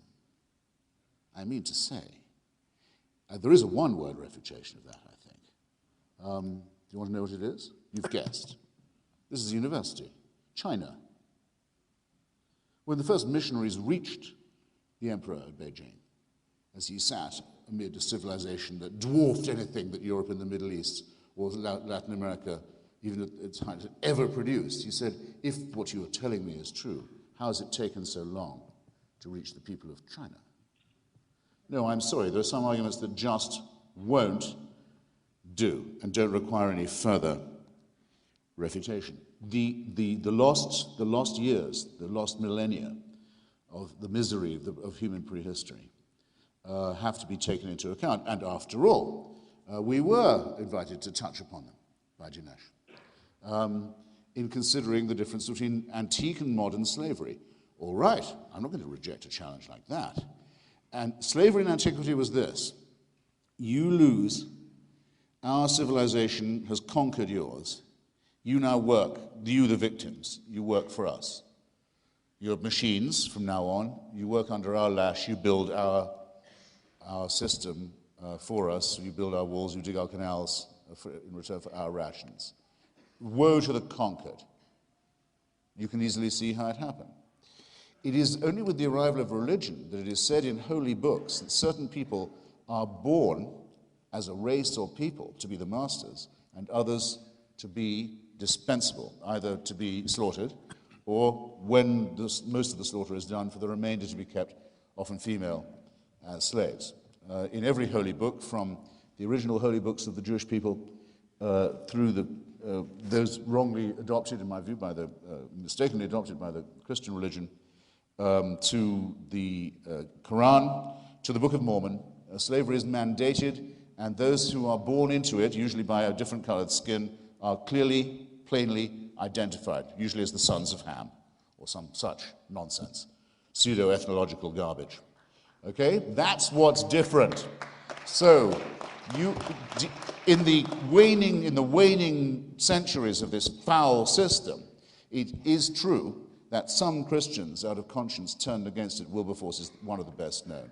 William Lloyd Garrison, who later became a secular humanist, is another very famous case. But it was never not the case, and this is what Abraham Lincoln pointed out with such irony and bitterness. It was never not the case that all the justifications for slavery were religious too, and that all the leaders of it, and all the profiteers of it, were taking their text and their authority from the Holy Scriptures.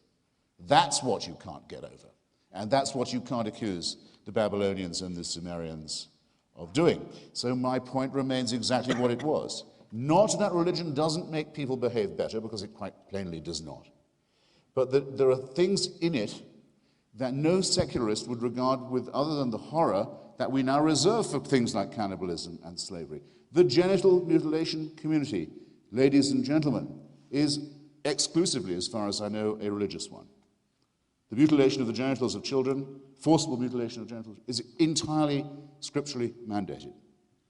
The suicide bombing community among some Tamils in Sri Lanka may or may not be partly secular. It depends. Some of them are very extreme Buddhists, and some of them quite extreme Hindus. But for the most part, the hideous idea of suicide murder is a religious mandate, not as something that has religious authority, but is a commandment. People wouldn't do this if they didn't have faith. I'll open our next session with a question. I'll make it my closing, because I think it's time for mine. And I'll ask it not just to Dinesh, but I'm hoping to leave all my questions in the minds of all present for this evening. There's a baby born tonight in Pakistan. Would you rather, from the point of view of ethics, morality, the advance of human civilization, that this baby adopt my views of secular humanism, or that it become a Wahhabi Muslim baby? Because if you think that religion is good for people, I don't see why you don't say the second. And if you don't say the second, I think you ought to work out why you don't say the second. And if you prefer it over me, see me afterwards. Okay? Thank you.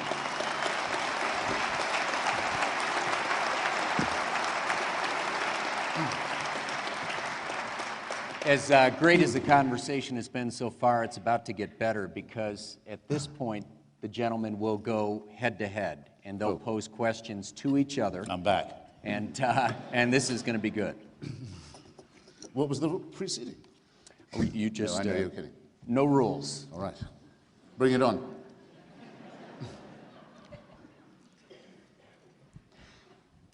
I think I would agree with you if given the choice between the Hitchens philosophy or Wahhabi Islam, I'd have to go with you, Christopher, although by a fairly narrow margin. But I could easily turn that example on you and say, if you had to choose between someone adopting my philosophy or becoming one of Stalin's henchmen, trying to eliminate religion from the world and establish the workers' paradise, my point is you've got to compare like with like. You can't compare. One of the things that's very striking, and you see this very often, is that the worst manifestations of religion are compared to the greatest achievements of science. Nobody says, let's compare primitive religion to the science of Thales. It's always, let's compare the worst of religion to the best of science. Well, this is a questioning session, so we're going to go a little bit back and forth. Let me pose a question to Christopher, picking up this issue of whether or not Jesus is mythical, because you emphasized it with some ferocity. Do you believe that Alexander the Great was in fact an historical figure? Yes. Do you believe that Socrates was an historical figure? No. What about Aristotle? We think that it's a sure thing that Aristotle was the tutor in philosophy of Alexander of Macedonia. The figure of Socrates is not known to us except through descriptions of him by, I have to use the word, later disciples. But it doesn't matter, you see, I can still say I'm for the Socratic method. Well, I think nothing depends for me on the demonstration of his physical existence, it's a matter only of ideas. No, the point I'm trying to get at here is this, and I'm trying to show the way in which you are essentially abandoning all canons of historical scholarship when it comes to the ancient world. You're applying a standard to Jesus that you'd never apply to other figures, which, I mean, I don't know if there's a philosopher in the world who considers Socrates to be entirely mythical. I didn't say that either. I said we have nothing that we could call historical proof of his existence. I'm not at all varying my rules. They're the same as they were for the Nazarene question. We have pretty good historical proof. We have Plato, we have Xenophon, we have Aristophanes. Why would all those guys make up Socrates when some of them approaching him critically, some of them approaching him? So historians generally agree that there's no good reason to make up Socrates. But the reason that you've got to say he might have been made up is you're establishing essentially an impossible canon of historical verification. Most of the historical figures in the ancient world are attested to by one or two, or in Christ has probably more attestations than many other figures whose historicity you wouldn't doubt for a moment. Dinesh, I don't know why you're doing this to yourself. I'm doing it to you, the existence of the Macedonian royal house is an archaeological question as well as among many others. It's decidable in innumerable ways. The probability of there having been someone with the one name of Socrates is very high, but it can't be absolutely attested to, and it doesn't need to be, because those ideas would have been in someone else's mouth if they weren't in his. The idea, it surely is important to you that the physical existence of Jesus can be proved in a rather different way, since he is the Son of God, and the Word made flesh and born of a virgin, and by his death we are all healed. So you've got a little bit more riding on this than I do, and you've got no evidence for it. None. We're not. There is no evidence for any of this proposition. I may have a lot riding on the resurrection, and we're not talking about those things. We're really saying what you seem to be saying. I'm sorry, but I am insisting on talking what you seem to be saying, even though we have we have the Gospels, we have the Acts of the Apostles, we have the testimonies of Suetonius, Tacitus, Roman sources, Greek sources, Jewish sources, including Josephus. Then we have an early Christian movement following Christ that has no incentive to do so. They're in a persecuting Roman Empire. Many of them go to their debts because of Christ, and you're saying they all went to it because of a made-up guy. That's historically preposterous. No, and most historians agree with me. The willingness of people to die for a rumor or a delusion or an illusion is very well attested. There's no element.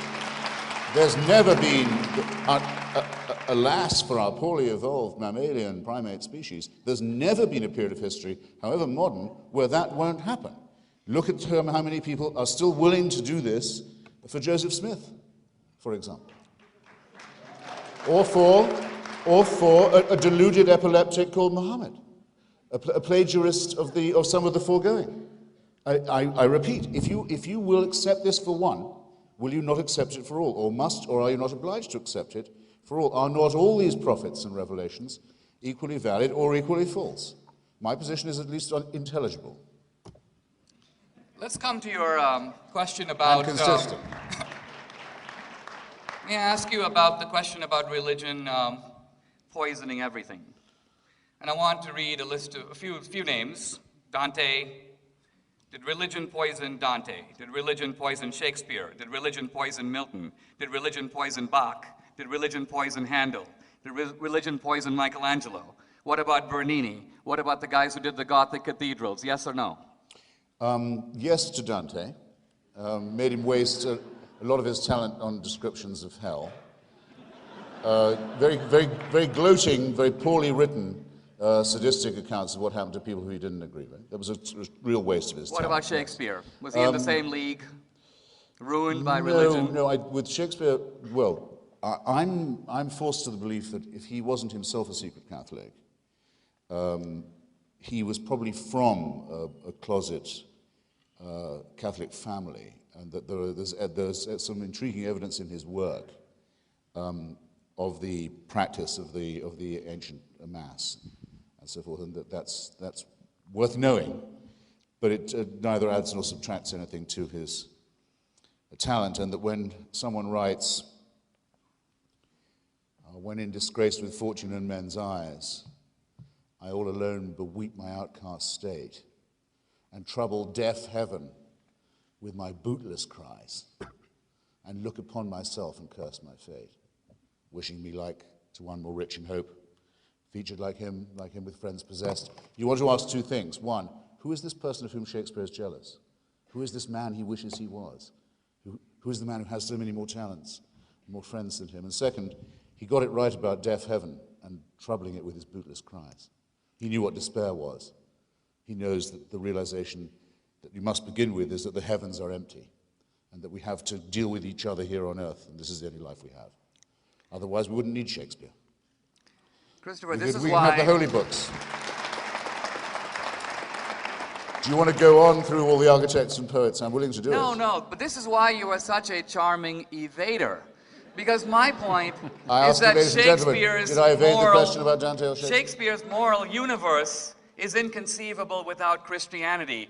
The strength of it is he gives voice to different views within that universe. You isolate a view from one character, impute it to Shakespeare, and imply that Shakespeare somehow transcends... Excuse me, the person I was just quoting was Shakespeare. That's one of his sonnets. Yes. It's not a character from a play, as you should know. The sonnets are It's all... him reflecting upon his own condition. Now, my life, I'm willing to admit, my own life, which is mainly devoted to the question of language, is inconceivable without, say, the King James version of the Bible, sometimes not by the Aquinas group, but by others called the authorized version of the Bible, and by the Cranmer Prayer Book, which falls somewhere on the Protestant-Catholic frontier, and other things. I couldn't imagine my life without being able to call upon verses and staves of this, or in fact without being visited by them when I didn't even call upon them. But that doesn't mean that my morality comes from that, or that I need the permission of the church by law established in Canterbury to think moral thoughts. My point is that or immoral ones, if it comes to that. The point you're missing is not the King James Bible, but the sonnets have narrative voices behind them. Some of them are said by a young man. Some of them seem to be said in a homosexual tone. Others are clearly heterosexual. So in literature, because someone wrote a sonnet, that doesn't mean it's their opinion. But it's your turn to ask me a question. Well, you know that, I suppose one of the things that most upsets and depresses and alarms and nauseates secular humanists is the sectarianism or any appeal to it. In other words, I didn't want Rick Warren at the inauguration, not just because of his apparent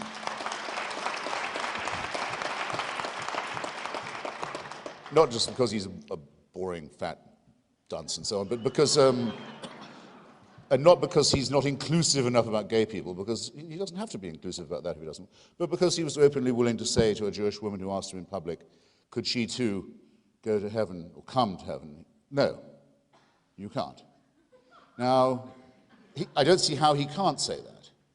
I'm throat-clearing Dinesh in this way because I want to ask you something, and it's another question I want to lodge in the minds of others present here this evening. To be a Roman Catholic is not to believe that religion is a good idea, all right, or that God is a good thing, or that the Bible contains some true stories. It is to believe those things too, but it is to hold the belief that if you're not a Roman Catholic, you're not going to be saved. Now, so I'm asking you, and we now have a fresh occupant of the Holy See, Mr. Ratzinger, as he'll always be to me, who is increasingly determined to restore the doctrine of ex ecclesia nulla salus, that there is not just the church, but there's one church, one true church. Well, I'm going to ask you anyway, and you must have asked yourself, and I'm going to ask everyone else present for their consideration. Do you think that's true or not? I think it is not true, and I think it is also, not only is it not true, it is actually not the Catholic position, and... Stand up, that man. And to go even further, look, I don't even think, I think you've got to be careful here because... I was trying to be. Even from an evangelical point of view, you mentioned Rick Warren, and even if someone takes the Bible for what it says, literally, I'm not a biblical literalist, but even if you were, the Bible says really very clearly that Jesus is the way, in fact the only way, to salvation. But there's a second proposition that is often confused with that, and that is everyone in the world, whether they lived before Jesus or whether they lived in other cultures, but if they have not positively accepted Jesus Christ, they are going to hell. There are two groups of people who infer this. One is a certain type of extreme and ignorant fundamentalist, and the second is a certain type of equally ignorant atheist. Both read the Bible the same way and draw from it conclusions that are actually neither stated in Scripture nor in fact the position of either the Catholic or the Protestant churches. Well, we'll explore that further, but I was going to say, not my problem, but I was rather amazed to have elicited such enthusiasm from people clapping, saying, no, the church has never claimed to be the one true church. I mean, you can clap that if you like, but it doesn't seem to me to be historically True. Anyway, it's nothing to me. I just wanted to know which side of it you took, but you don't seem to have It's not a everyone matter with of you. taking sides. In Catholicism, there is something In other words, called well, the development all right, of doctrine. all right, I'll phrase- so even if you I'll can show phrase- it was believed in the I'll 3rd phrase the- century AD, it doesn't follow it's the Catholic position. Well, people used to lose their lives on these propositions, so let's not be frivolous about them. Then, if you want me to I'm be not. ecumenical, I'll be ecumenical then. Do you think that it is better to be, and more likely to lead to your salvation, to be a Christian than another kind of monotheist? Of course I believe that. Can I ask you on what grounds that your superior claim rests? That it makes you better than a Muslim or a Jew? Certainly. Give me a minute to lay it out. By all means. And I'm going to tie my hand behind the back by doing it in purely secular terms.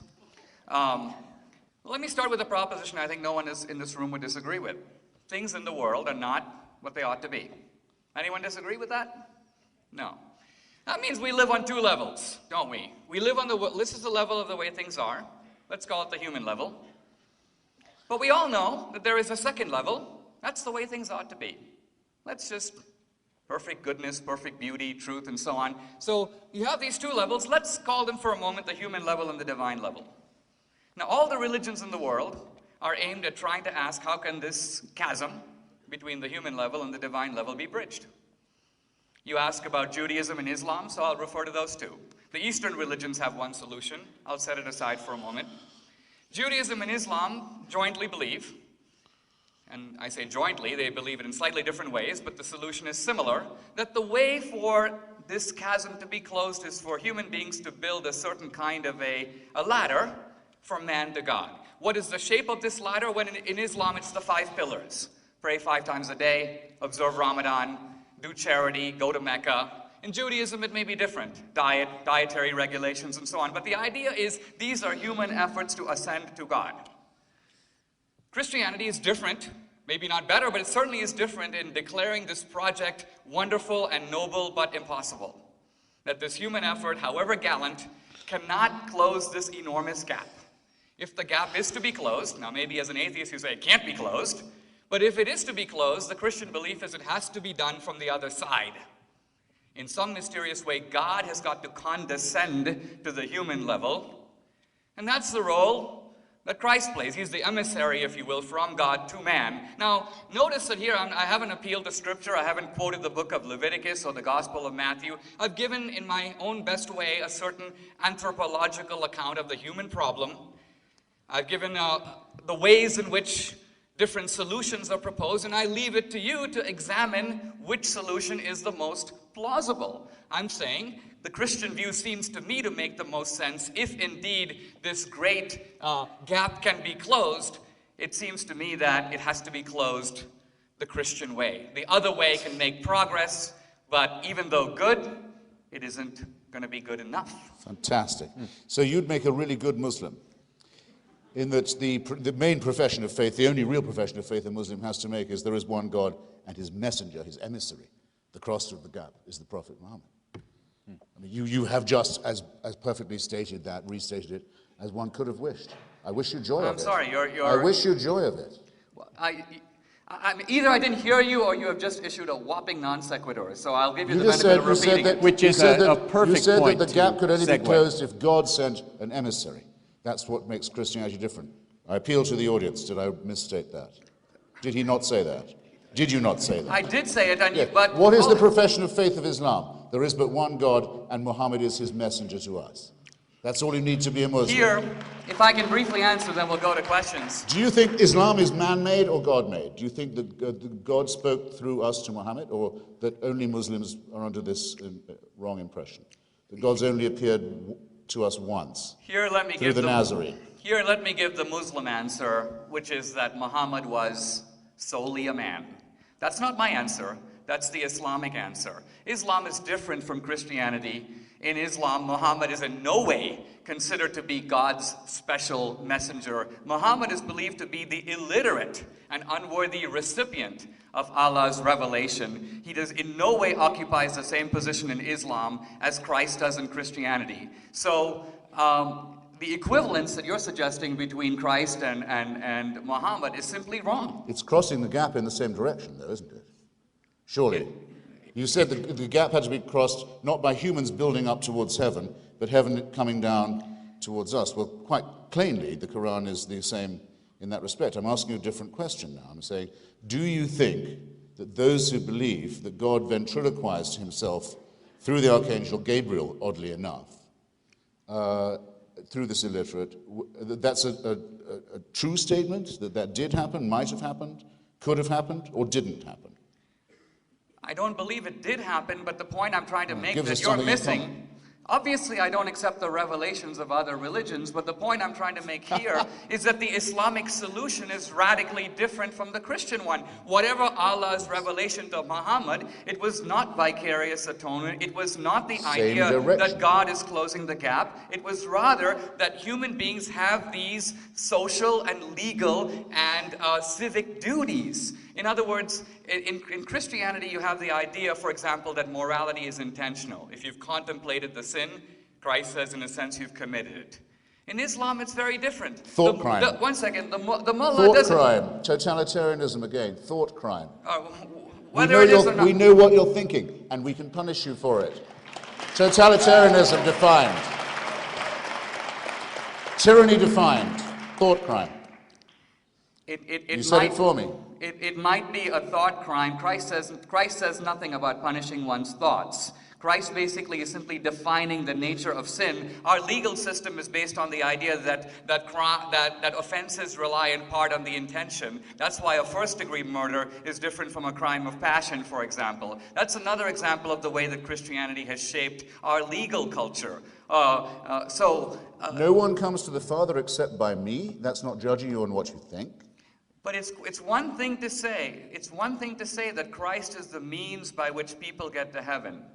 And it's quite another thing to say that everyone who hasn't explicitly accepted Christ is damned. In fact, the Bible itself disputes that. In the book of Luke, we know that Abraham is said to be in heaven. Well, Abraham lived before Christ. He obviously didn't accept Christ, and yet he's in heaven. So the Bible itself confutes your assertion that a positive affirmation of Christ is a prerequisite for salvation. No. The Bible is incoherent. That's a quite different statement. Well, you're just choosing the parts The that Bible you is, can... The Bible is thoroughgoingly through and through incoherent. That doesn't make me inconsistent. Not inconsistent, only selective. Gentlemen, on that note, I'm feeling a little like Gwen Eiffel here, But why don't we do this? A round of applause for both gentlemen, and we'll go to questions from the audience.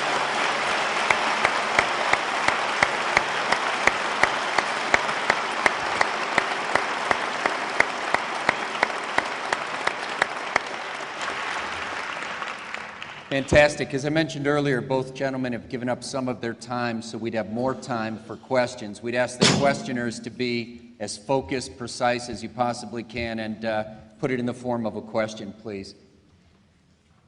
Sir? Very nice. Deferring, sir?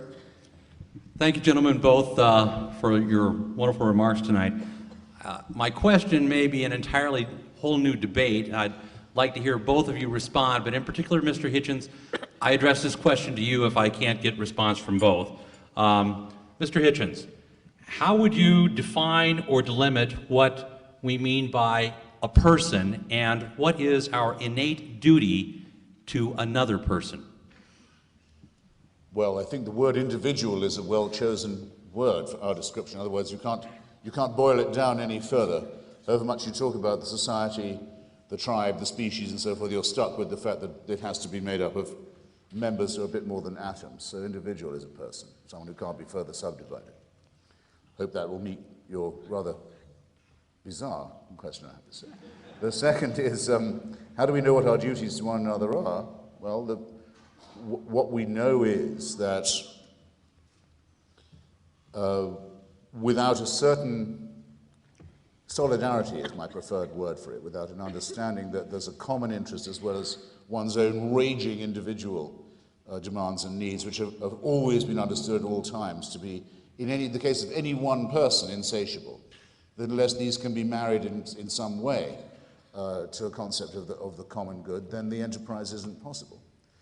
And if this wasn't true, then of course we couldn't have had a human society, however primitive to begin with.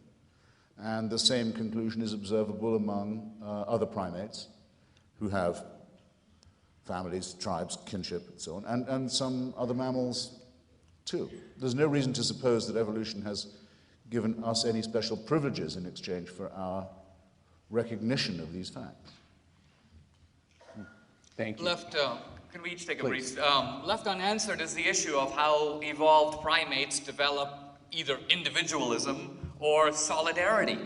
I've watched the Nature Channel a few times, and I don't see much of either.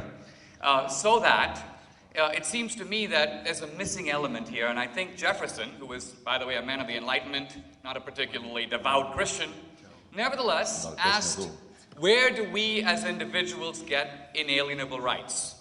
In other words, where are the obligations, the mutual obligations to each other? Where do those come from?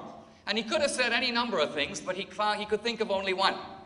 The unalienable rights are ours because we are created, we have a creator. That's where they come from. And I think to this day, we haven't had a better source of rights and of these individual dignities that Christopher Hitchens takes for granted, but makes no effort to ground. Okay, then I'll have to, if you don't mind, because as a minor member of the Jefferson Biographer Club, I'll just have to say what I think about that. It is true that the Declaration speaks of inalienable rights from a creator. But in my opinion, this is a negation of what had been, up till then, the only way right was ever mentioned, which was that there was a divine right of kingship. If you recall, that's what was being overthrown. Had already been overthrown in part in Britain, was being overthrown in the United States. The claim of the king to have his authority from the creator was false. Now, if that claim is false, and I believe that it is, there is no divine right of kings, you can do one of two things. You can either say, well, if there are rights, then everyone should have them and claim them from the creator, which is a sort of tautology. Or you can say that rights don't come from a creator, that they are innate in us and in our species, and we'll get the ones we fight for and defend. We won't get the ones we don't. And most of the time, we're defending these rights against theocracy. May I be offered just one thought? I think you are right that Jefferson is opposing divine right, but here's the truly profound thing. Rather than deny divine right completely, Jefferson makes a very different move.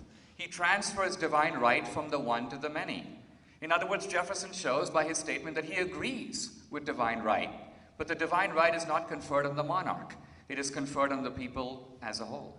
Well, but that's precisely the error I was just identifying. If you can suck one right out of your thumb and call it divine, why can't you say, well then, oysters have the same right, that it comes from their creator?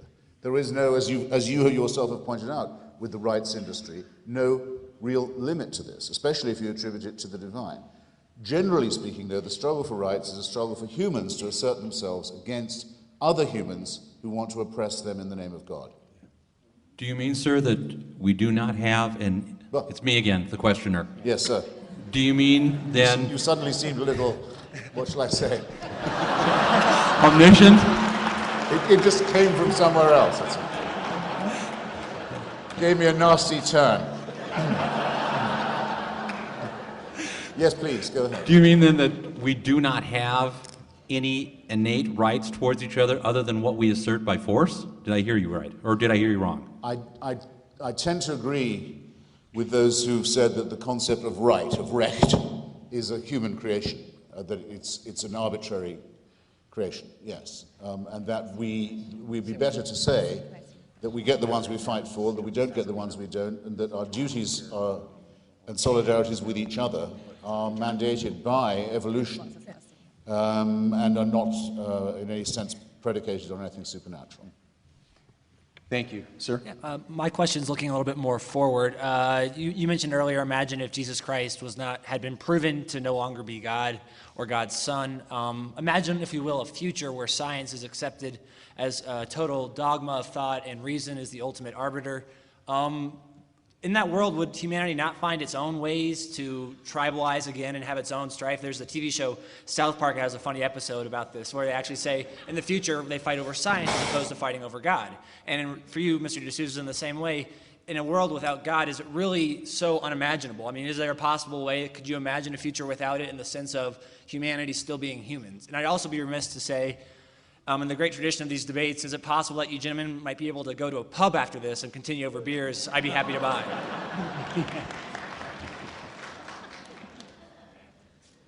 On the second point, I think it's Christopher, as certain as anything can be that I'll be in a bar. And Dinesh quite often, Dinesh and his wife have often joined me there.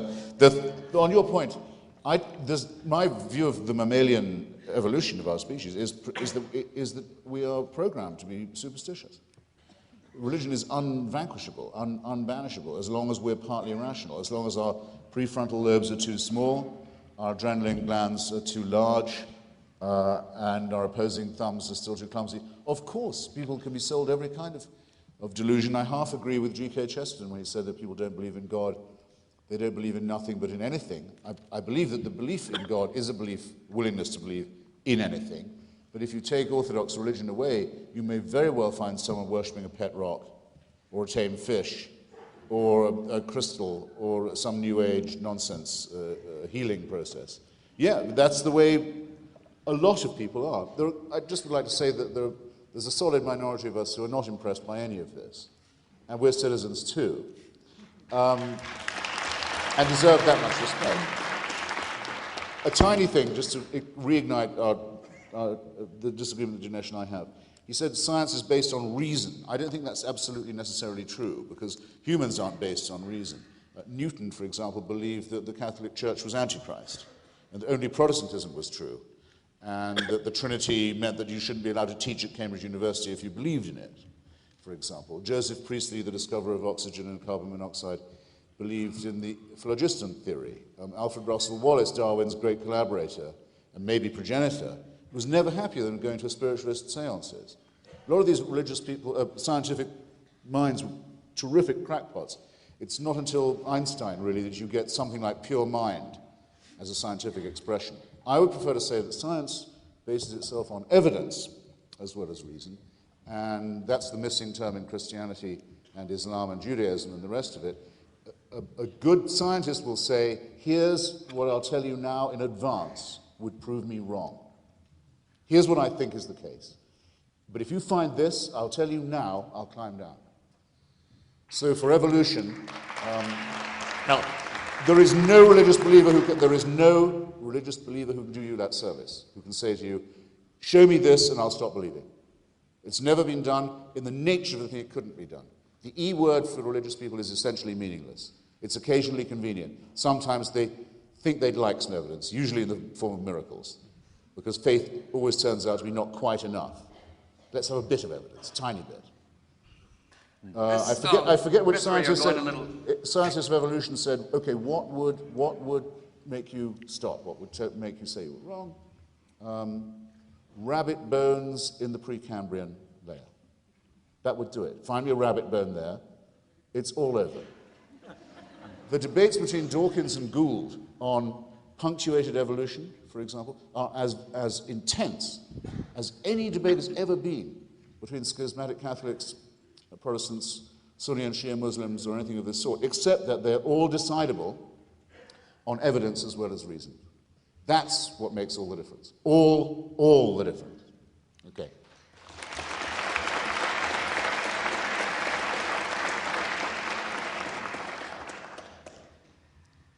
Here's the problem with that statement. There are the biggest questions of life. Who are we? Why are we here? Why is there a universe? What's our purpose? What comes after death? These questions, if you think about it, are in some senses as much in the dark as they have been since the time of the Babylonians. Science has left them completely unanswered and untouched. This is why the philosopher Wittgenstein said that even if all possible scientific questions have been answered, the main problems in life remain. So what do we do with issues that are of vital importance to us, but not susceptible to the kind of empirical evidence that Christopher Hitchens demands? For example, how do we know if there's life after death? We don't. None of us have met a dead guy. What possible empirical test could That's we devise? not what you say. One second. That's not let me what you finish. say. You've been going on a bit, so let me have my turn.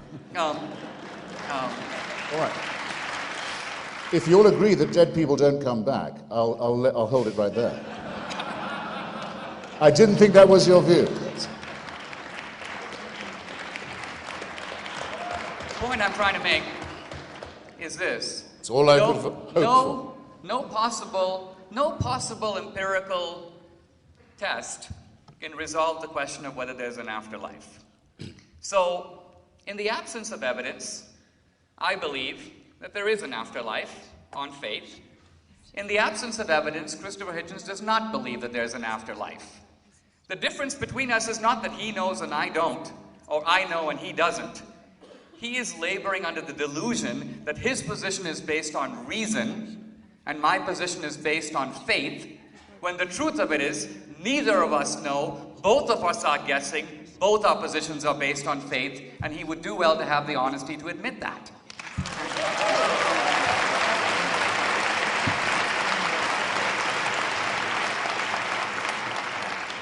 There's a strong clap anything faction here tonight.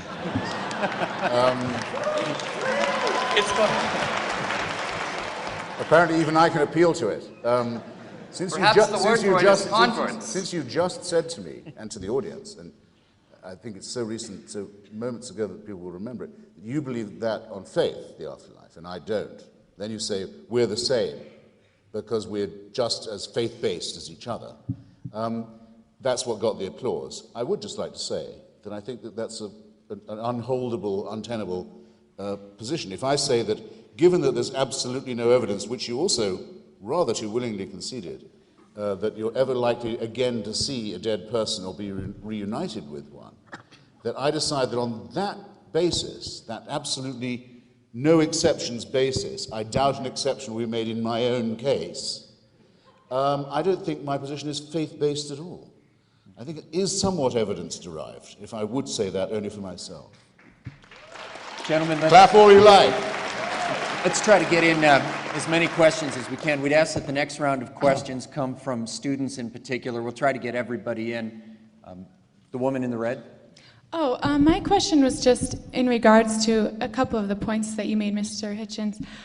In light of the first point that if certain historical figures weren't to exist, Jesus and Muhammad, and that would lead us, to a belief in atheism, most likely, or you mentioned that we wouldn't necessarily become thieves or murderers if those historical figures didn't exist. I'm curious that, if a lack of belief in God were not to convince me to become a thief or a murderer, isn't it also true that people commit abuses, such as the religious mandates you mentioned, such as circumcision, etc., in the name of Christianity every day? Doesn't that not necessarily change the objective meaning of the cross? And if it does, isn't atheism responsible for thievery and murder? Even the clap anything faction had a slight false start there, I think. They knew what you wanted of me, but I don't. How would this change the meaning of the cross? I throw myself on your mercy. I don't understand the grammar of your question. My basic point is that if, under your understanding of atheism, atheism is not responsible for thievery and murders that result from lack of belief in God, then isn't it also true that people who commit abuses in the name of the cross, in the name of Christianity, those abuses don't change the objective meaning of the cross or the heart of Christianity?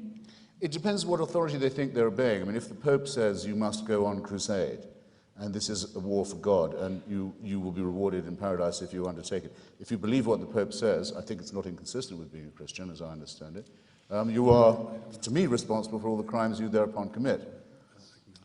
I'm not going to claim more for atheism than it will bear. I mean, you can be an atheist and you can be a psychopath. You can be an atheist and be a sadist. You can be an atheist and be a fascist. It's actually quite uncommon, the latter. Most fascists actually were Catholics, but you can be an atheist and be a Stalinist. In fact, it's almost mandatory. The other way around. All it says is you don't believe in God. Now, some people think there shouldn't be a special word for it. I don't believe in the tooth fairy either, or in Santa Claus. I don't have a special word for saying I don't believe that. But wasn't your... There doesn't need to be a special ontological category. But Dinesh is right, and we've actually both stated this in different ways. The original arguments, what is the good, what is the bad, what are our duties to each other, is there a point to our existence? The questions of philosophy.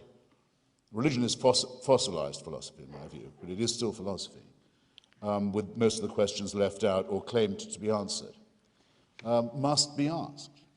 Question from the back, please. May I take a quick shot at it? Hold on, please. All right. Dinesh.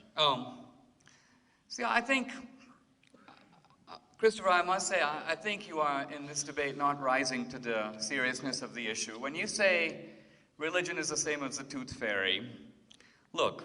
I didn't say that. You said I should no more credit it empirically than I would credit the tooth fairy. Sorry, I said I don't have a special word for saying I don't believe in the tooth fairy. I do have a special word, which I own to, for saying why I'm an atheist or I don't believe in religion. The point I'm trying to get is this. If one makes a list of the greatest scientists of all time, a list that would surely include Copernicus, Galileo, Kepler, Boyle, Leibniz, Pascal, Faraday, Newton, you would find that the vast majority of them believe in God. If you made a list of the greatest philosophers of all time, a list that would surely include Plato, Augustine, Boethius, Aquinas, Descartes, Locke, Berkeley, Kant, Kierkegaard, Hegel, they believed in God. So for you now, writer for Vanity Fair, to say all of this is an illusion and dismiss it without taking it seriously seems to me intellectually a little bit shameful, don't you think so? Well then, I just said, first, I'm beginning to narrow down the HQ of this faction. I mean, do you know more science? I took particular care to say that I don't have a way, in a word, of saying why I don't believe in tooth fairies or any other kind of fairies or anything of the supernatural. But with religion, I say that it's like engaging with philosophy, except philosophy frozen by dogma. Thus, all the original arguments we have are to do with whether or not there's been a supernatural intervention in these questions or not. I also took particular care to say, before you did, that a great number of scientists were subject to one form or another of religious belief. In the case of the greatest one you instance, Sir Isaac Newton, one who thought that your church was the work of the devil, for example. Your problem, not mine. I don't read Newton for his theological opinions. Newton thought that if you could find the true measurements of the temples in ancient Rimmon and so forth, you'd know more than you could if you'd measured the gravitational field. I don't agree with him. He wouldn't be remembered if that's what he was remembered for. Or he'd be remembered as a crackpot. Same with Alfred Russel Wallace being a spiritualist. However, yes, you're right. I'd give a page of Spinoza for any of those people when it comes, or of David Hume, for any of those people when it comes to reasoning whether or not we are objects of supernatural guidance and divine intervention. You give a page of Spinoza for Plato, Locke, and Kant combined. I maintain that we are not, and that it's a good thing that we are not, because if we were, we would be living under a celestial dictatorship from which there would be no appeal. That would mean our lives were essentially servile. Now, is that plain? Not do you agree, but is it at least plain what I say and how I say it? Go to our friend in the mezzanine.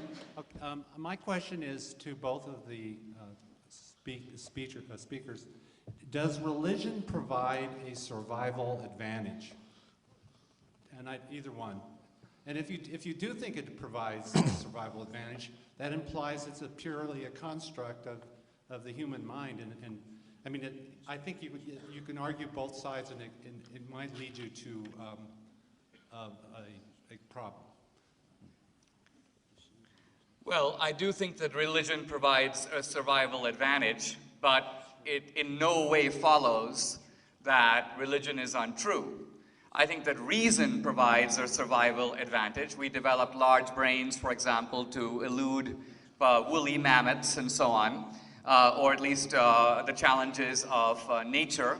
And yet that doesn't mean reason is untrustworthy as a means of doing logic or trying to understand planetary rotations and so on. So religion could be both a source of solidarity, which it clearly is, Look, the vast majority of people from the beginning of history in all cultures have been religious. So from a Darwinian point of view, you have to concede that religion has a powerful survival advantage. Now earlier, a young lady asked a question that was treated as silly when she was talking about lying and stealing, but I think the deeper import of that question is this. Religion is ultimately a reason for hope in the idea of cosmic justice. And what I mean by that is that life is very unfair. We believe in justice and we say what goes around comes around and stuff like that, but we know it's not true, right? Many times the bad guy ends up on top, and many times the good guy comes to grief. So all the religions of the world are in some senses asserting that that may be the terrestrial word on things, but it's not the final word. I mean, look at Hinduism. If you are a lousy guy in this life, hey, we're going to be seeing you as a cockroach in the next life. Cosmic justice. So the survival advantage of religion is multiple. I mean, number one, it is the sole tested means of transmitting morality to the young. Right? In every culture, if you ask someone, where did you learn about right and wrong? He says, I'm a Muslim, I'm a Hindu. Now, true, we can probably do it by philosophy, but I've yet to meet a guy who says, I got my morality from Hegel. So we can talk all we want about philosophy, but the truth of it is religion has delivered the goods as being the transmission belt of conveying morality. What about hope in life and a sense of purpose? When there was the Virginia Tech massacre, how come that secular campus suddenly became a kind of cathedral in which everyone was invoking consolation and God?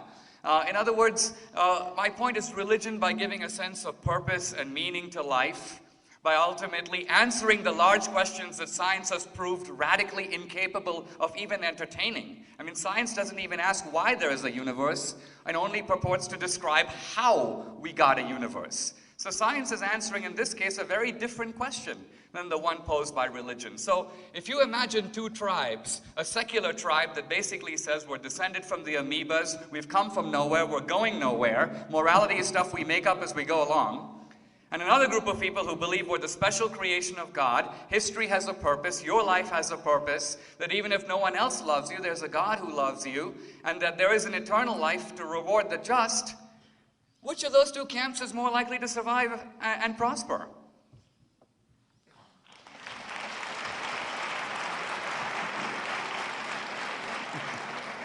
Dinesh was doing very well for the first half of that, and I completely agree with him. My friend and ally, Daniel Dennett, in his book on Belief in Belief, says that he thinks it's extremely likely that religious faith gave people advantages of survival. If you go to the witch doctor and you think he is a real doctor, everyone knows that there's an element of morale involved in recovery, and it may be a very small advantage based on an illusion, but these are areas where even a tiny advantage may indeed help. However, rather than confine himself to that, Dinesh goes on to say, but wouldn't it be nice if it was true what the witch doctor said? You just heard him say it. I mean, after all, you'd feel a huge amount better if there was life everlasting as a reward for virtue. Well, that's known as wish thinking. I phrase it like this. I'll take up your Jefferson challenge again, if you like. Thomas Jefferson says in Notes on the State of Virginia about the slavery question, he says, I tremble for my country when I reflect, you've all read it, that God is just. If you haven't read it, you'll remember I said it. You'll go and read it now. I tremble for my country when I reflect that God is just. Who can forget? But if there is a just God, what is there to tremble about? If there's a God who really loves you and knows that you're there and cares for you and looks out for you and is interested in how you're getting on and how you're going to get on and wants the best for you, what is a small question like slavery? All your feelings of responsibility and care about that are dissolved. You're bathed in the refulgence of an absolutely wonderful thing. Well, the only price of it would be, unfortunately, because nothing comes without a price, you'd have to submit to a celestial dictatorship. But hey, what's that in return for a ton of love? Well, I'll answer your question very briefly. Why was Jefferson trembling? Well, Jefferson was a slave owner. He owned about 200 slaves. And he never freed any of them before his death. He understood, he didn't have to be told, the tremendous innate power of human selfishness. You don't need theology to explain the slave owner. Slavery is rooted in human selfishness. Jefferson knew that and how powerful that was. He trembled that that instinct, so rooted and so powerful, would prevail over what Lincoln would later call the better angels of our nature. So he trembled because man, although he knows better, is inclined to pick ultimately, in the short term, the more profitable, the more convenient choice, but ultimately the terrible choice. Gentlemen, we only have about 10 minutes before Father Kevin comes back up and declares the winner. So why don't we try to get as many students as we can. Okay, Sir, very quick. Jefferson did free the ones who he'd fathered, and he did free their mother. He freed the ones who looked like him. In the mezzanine? I'm going to ask this question, Run, because I'm from CSU. This is for Hitchens. You said it is not unusual for people to die for a myth in reference to the Muslims and the Christians. However, don't historians generally agree that all the 12 disciples were martyred and killed, 11 of them? And wouldn't it be much more strange for first-generation Christians to be tortured when they know it's a lie?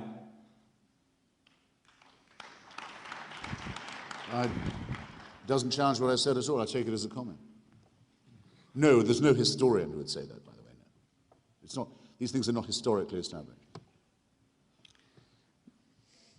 No one ever died for anything they knew to be a lie. Even if you think of the Islamic radicals, they are dying for an imagined promise. I didn't say they knew it to be a lie. I said the whole story is a legend. But if the whole story is a legend, then the early Christians, having no basis for it, may have been under another impression. I can't know the subjective views of somebody else. I don't. It's the same as someone saying they saw the stigmata. If I wasn't there, I can't say to them, they didn't. I can only say, I think it's much more likely they were under misapprehension. Exactly. Well, we're talking about plausibility of motive here. And, yes. You know, for example, Paul, in discussing the issue of Christ's death, says that he has 500 witnesses. He says some of them are dead, but some of them are alive. And this is, by the way, in a book written about 30 years after the crucifixion. So my point is we're talking about historical documents in historical time, and we're trying to attach motives and plausibility to them. I also want to point out, you mentioned a moment ago, wishful thinking. Somebody asked me about the survival advantage, and so I answered in those terms. But I do want to point out that wishful thinking is always punished in evolutionary terms. From an evolutionary point of view, it makes absolutely no sense to entertain a set of beliefs about the afterlife that are in fact illusionary. To see this, imagine two rabbits, one of which is, you might say, the religious rabbit, and the other is the atheist rabbit. And they are both being pursued by a lion. The atheist rabbit goes, I have only one life to live, I better run like hell. The religious rabbit goes, I got another life waiting for me that's even better.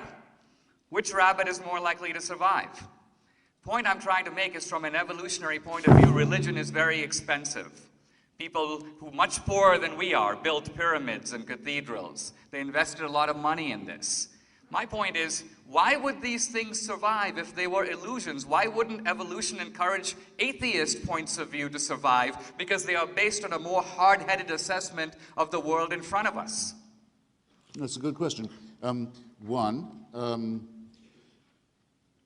Answering it in reverse, and assuming the question is to me, and trying not to take up too much time, the huge majority of people in the educated, developed world have become at least secular. You can certainly plot it along a graph of development, that church attendance, religious fundamentalism, all these kinds of things have declined as we've evolved in that sense, if you want to put it that crudely. The second, though, is that I don't think that there are certain lessons that are not transmissible. Just as you said that only religion can provide morality to children, a very dangerous proposition, I think people will agree if they think about it. Anyone who does think it might want to look at Mary McCarthy's Memoirs of a Catholic Girlhood, for example, when she was told by her priests at the age of 9 that her favorite uncle was going straight to hell because he was a Protestant. That's not teaching children morality.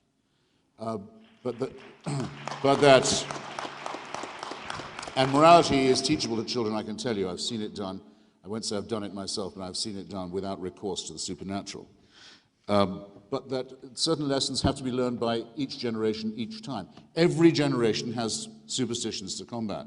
There will always be people who afresh will believe in ghosts, who will afresh believe in things we thought we dismissed, spiritualism, table rapping, table turning, conjury, levitation, all this nonsense, has to be refuted in every generation. We don't evolve out of this.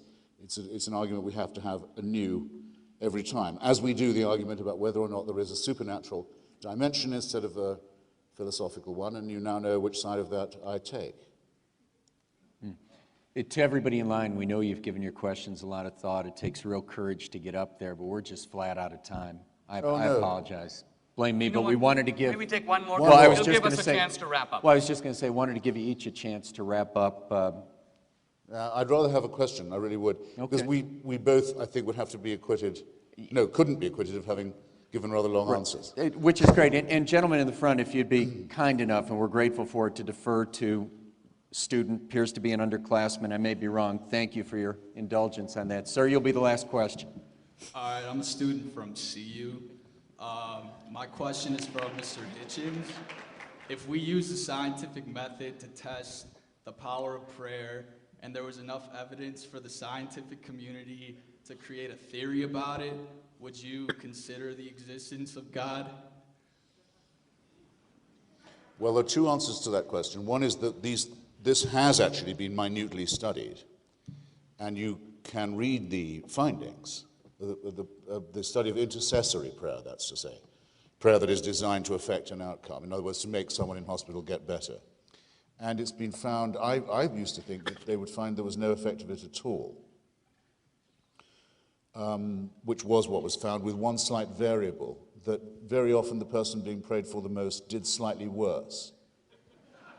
The reason being that they felt bad for all the people they knew were praying for them, and the fact they weren't getting any better. Well, I'm just saying, if the scientific community had well, enough I'm just saying. evidence, would you Well, you're personally asking me if my aunt had bollocks, would she be my uncle? My answer to the question is, if she did grow testicles, I think she still wouldn't be my uncle. The British royal family, I was raised an Anglican, as you may possibly guess. The British royal family has prayers mandated for it to be said. Prayers every single day by every single Anglican in every single service. Prayers for that family, okay? Have you read about the doings of this family lately? The most prayed for family in the world. I would take that as the control experiment if I was you. I'm so glad you asked. I'm not saying that we've done it yet, but if let me take a shot. If you're saying what would it take to convince me, okay, I won't be frivolous. If I thought I saw a miracle, using the scientific method. If I thought I saw a dead person walking, for example, I would be much more inclined to think that I was the victim of a hallucination than that I had seen the laws of nature suspended in my favor. That's just the way I am. I think David Hume was right. The laws of nature have just been suspended, apparently in front of your very eyes, which nonetheless is likelier. That they have been suspended, in your favor, almost always, by the way, or that you are under a misapprehension. Always, to me, the first explanation would be the least probable one. The likelihood that I was having a hallucination would have to occur to me. Of course, it wouldn't occur to me if I was undergoing a hallucination, but that's how these ideas get spread around. The problem is that we don't have final knowledge on what the laws of nature are. If at the time of David Newton and the time of David Hume, you had said to him, light is both a particle and a wave, he would say that that was contradictory. If you had described to him even the most elementary operations of computers or quantum mechanics, he would have dismissed them as ridiculous. That's not because these are contradictions of the laws of nature. They are, in fact, the laws of nature unknown to David Hume. The question that you asked, I think, is very powerful because you didn't say, you weren't claiming an empirical proposition. You were really asking Hitchens a different question. Is your mind open to being changed? If evidence shows one thing, are you willing to change your mind? To which his answer was a resounding no. No. He started at the other end. He said, suppose the scientific proof occurs. And I had to say what I thought the probabilities of that were, and I hope with How sufficient... many tests have there been done? Now, wait a minute, you've got one more chance to put those paws together. Are you going to take it or not? The hardcore? No, even the... No, I didn't say Let's take anything a of the final sort. question, if I we did can. say how my mind works, not how it would be changed. I would still say, faced with a supposed miracle, it's much more likely that I'm under a misapprehension. Now, it is an absolute slander to say of David Hume that confronted with evolution of scientific method, based on what little he had known of it, projecting it exponentially or in any other way, that he would have said, no, that can't be right because I don't know about it. That is totally to misunderstand the way that Hume thought and wrote, utterly to misunderstand the whole proposition of skepticism. The gentleman have asked to finish with the question. Sir, would you be willing to defer to the student behind you? Sure. Thank you very much. Really appreciate it. I know you've waited a long time. I am a student. Pardon me? I am a student. Let her rip.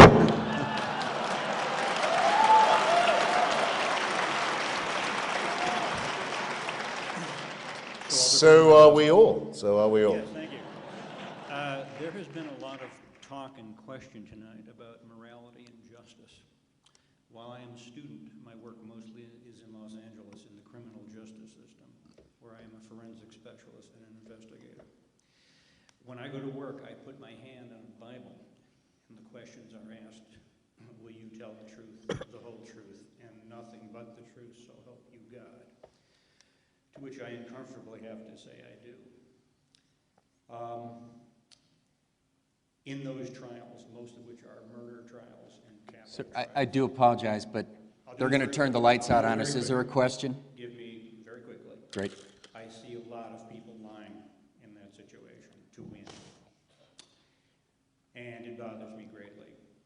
Fast forward or backwards to a class here where I have a theology teacher saying to me that I cannot... There's always one. Boy, sir, I do apologize, I'm but... gonna ask the question. No, that's what happened to the don't tase me, bro guy. I'm sorry, sir. That's what they pay me for. Sorry, we've got to... Ma'am, do you want to ask the last question? And sir, respect your passion, but we've got to get a question going here. Ma'am, go right ahead. My question is for Mr. Hitchens. Mr. Hitchens, you have said that... Don't boo her. Hey, just give her a chance. Go ahead, please.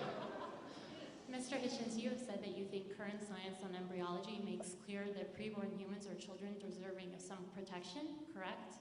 My questions for you as an atheist are as follows. First, what exactly do you think the nature of preborn humans is?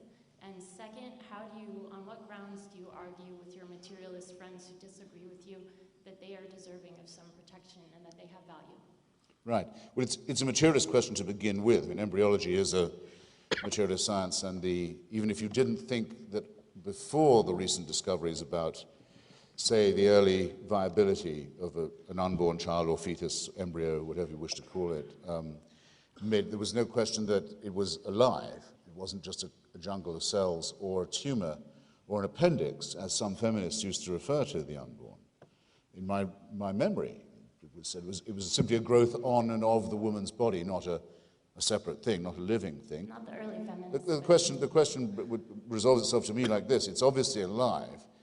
There's an element of casuistry in asking, well, what kind of alive is it? I mean, if it's a life, it must be a human one. It can't be a non-human or inhuman one.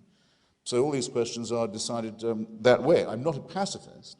I don't think that there are no circumstances in which a human life can be taken, or the balance of one life doesn't have to be measured by all kinds of means against another, but I think that it's extraordinarily objectionable to exclude the occupant of the womb from this as if they weren't candidate members of the human race.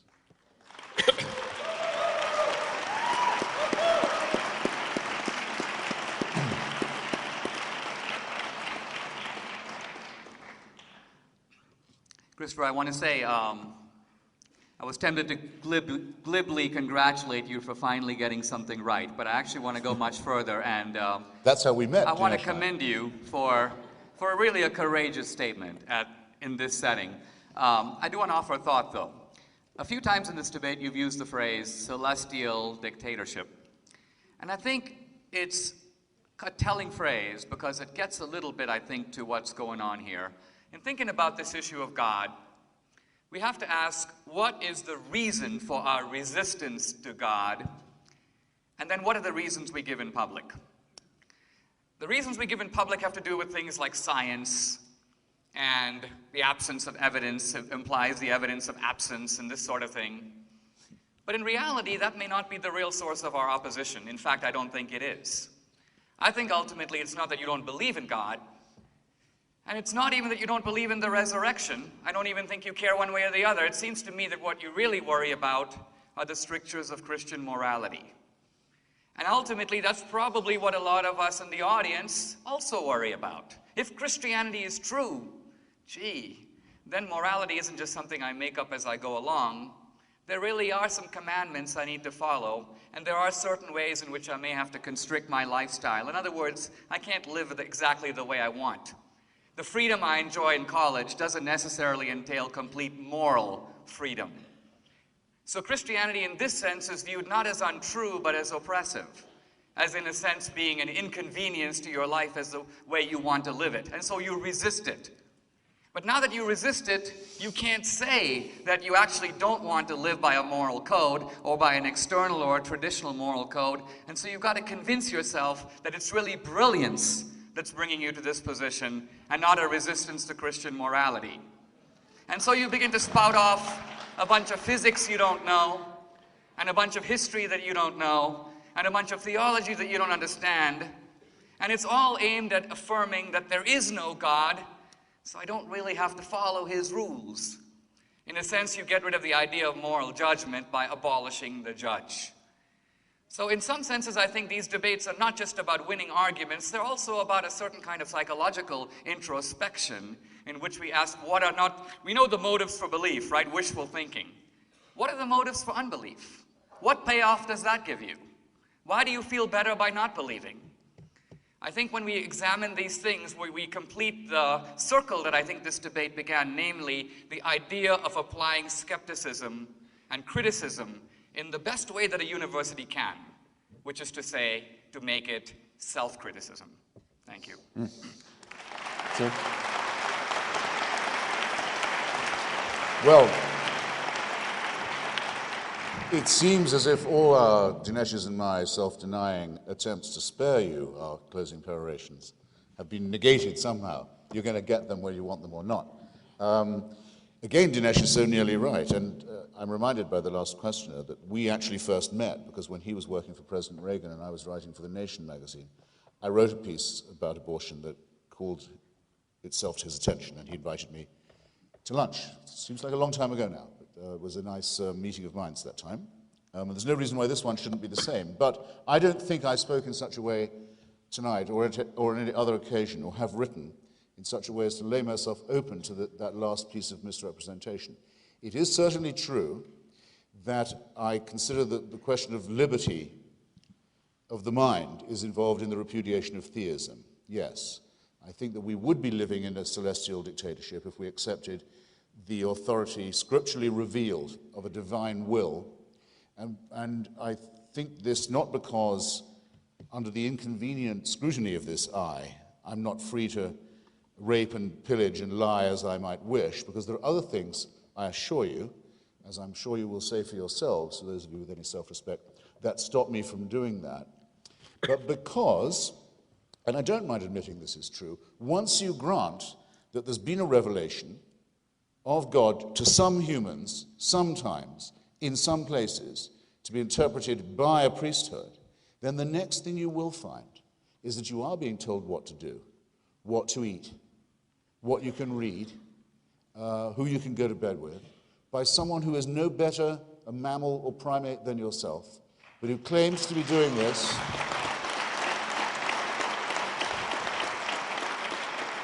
who claims the right to run your life and your sex life and your mind and your reading matter in the name of God. And I won't have it, okay?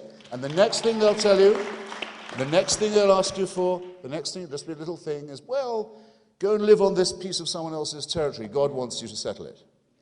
The next thing will be, you're called to holy war now because we can't coexist with the infidel. The next thing will be that. Let it in once and you let it in all of it. of all the questions of mine that Dinesh didn't even attempt to answer this evening, because we were talking not about Christianity, but about religion, was, is this only true for one sect, or is it true for all of them? If it's only true for one, on what grounds is that the case? If it's true for all of them, where would that leave us as a species? Think on these things, ladies and gentlemen. Think on these things as you go home. Thank you.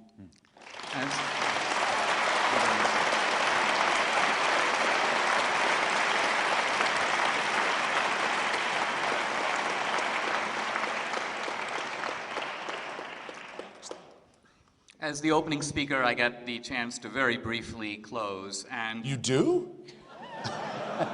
These are some very old rules. They might be Christian rules, but they also have been embedded in Western civilization for a long time. Calling a lot on my Christian forbearance. Besides, they're on our program. I'll be very brief. First of all, I do want to say that that statement I made a moment ago was not directed at you. I was actually doing something that is traditionally done in debate. I was actually turning the camera to the audience, and I was actually asking, particularly young people, that we know that college is the time when many people who are raised with religious beliefs relinquish them. And one possible explanation is that young people go to science classes and just get a heck of a lot smarter. But there is a second explanation, and that is that you are living in a condition where morality becomes an encumbrance, and religion becomes inconvenient and begins to say things that you would rather not believe, and prescribes ways of living that you'd rather not live. Now, Christopher Hitchens implies that this is done by force. I think you know from your own life it is not. It is not. The reason that you want to shake off religion is because it is not done by force. It is only done by your own consent. So in other words, in some senses, this is the Christian way. Are you made to follow it? No. You have every freedom to do it. Even in Islam, by the way. Islam is easily maligned, I know. But even in Islam, as someone who grew up in a world that's largely Hindu and Muslim, Islam has all kinds of sanctions, licenses for conquest. But what it does not give license for is forcible conversion to Islam. That is specifically forbidden. Now, the point I'm trying to get at here is we may or may not, in both cases, we are asked to make a voluntary choice. And I think in making this choice, there have to be consequences. All we're saying is there are good reasons to be a believer. It's not obvious what comes after death. Ultimately, you have to look at the world and your place in it and make your decision. But just remember, ultimately, that it is your own happiness that is at issue.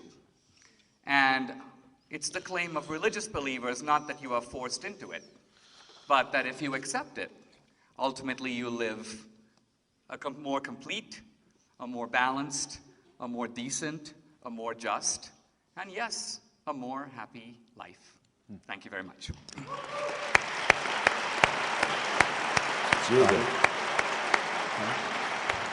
Gentlemen, I think I speak for everyone here by saying it's been a real privilege to have you with us tonight. I don't think anybody here will forget this night for a long time. Thank you.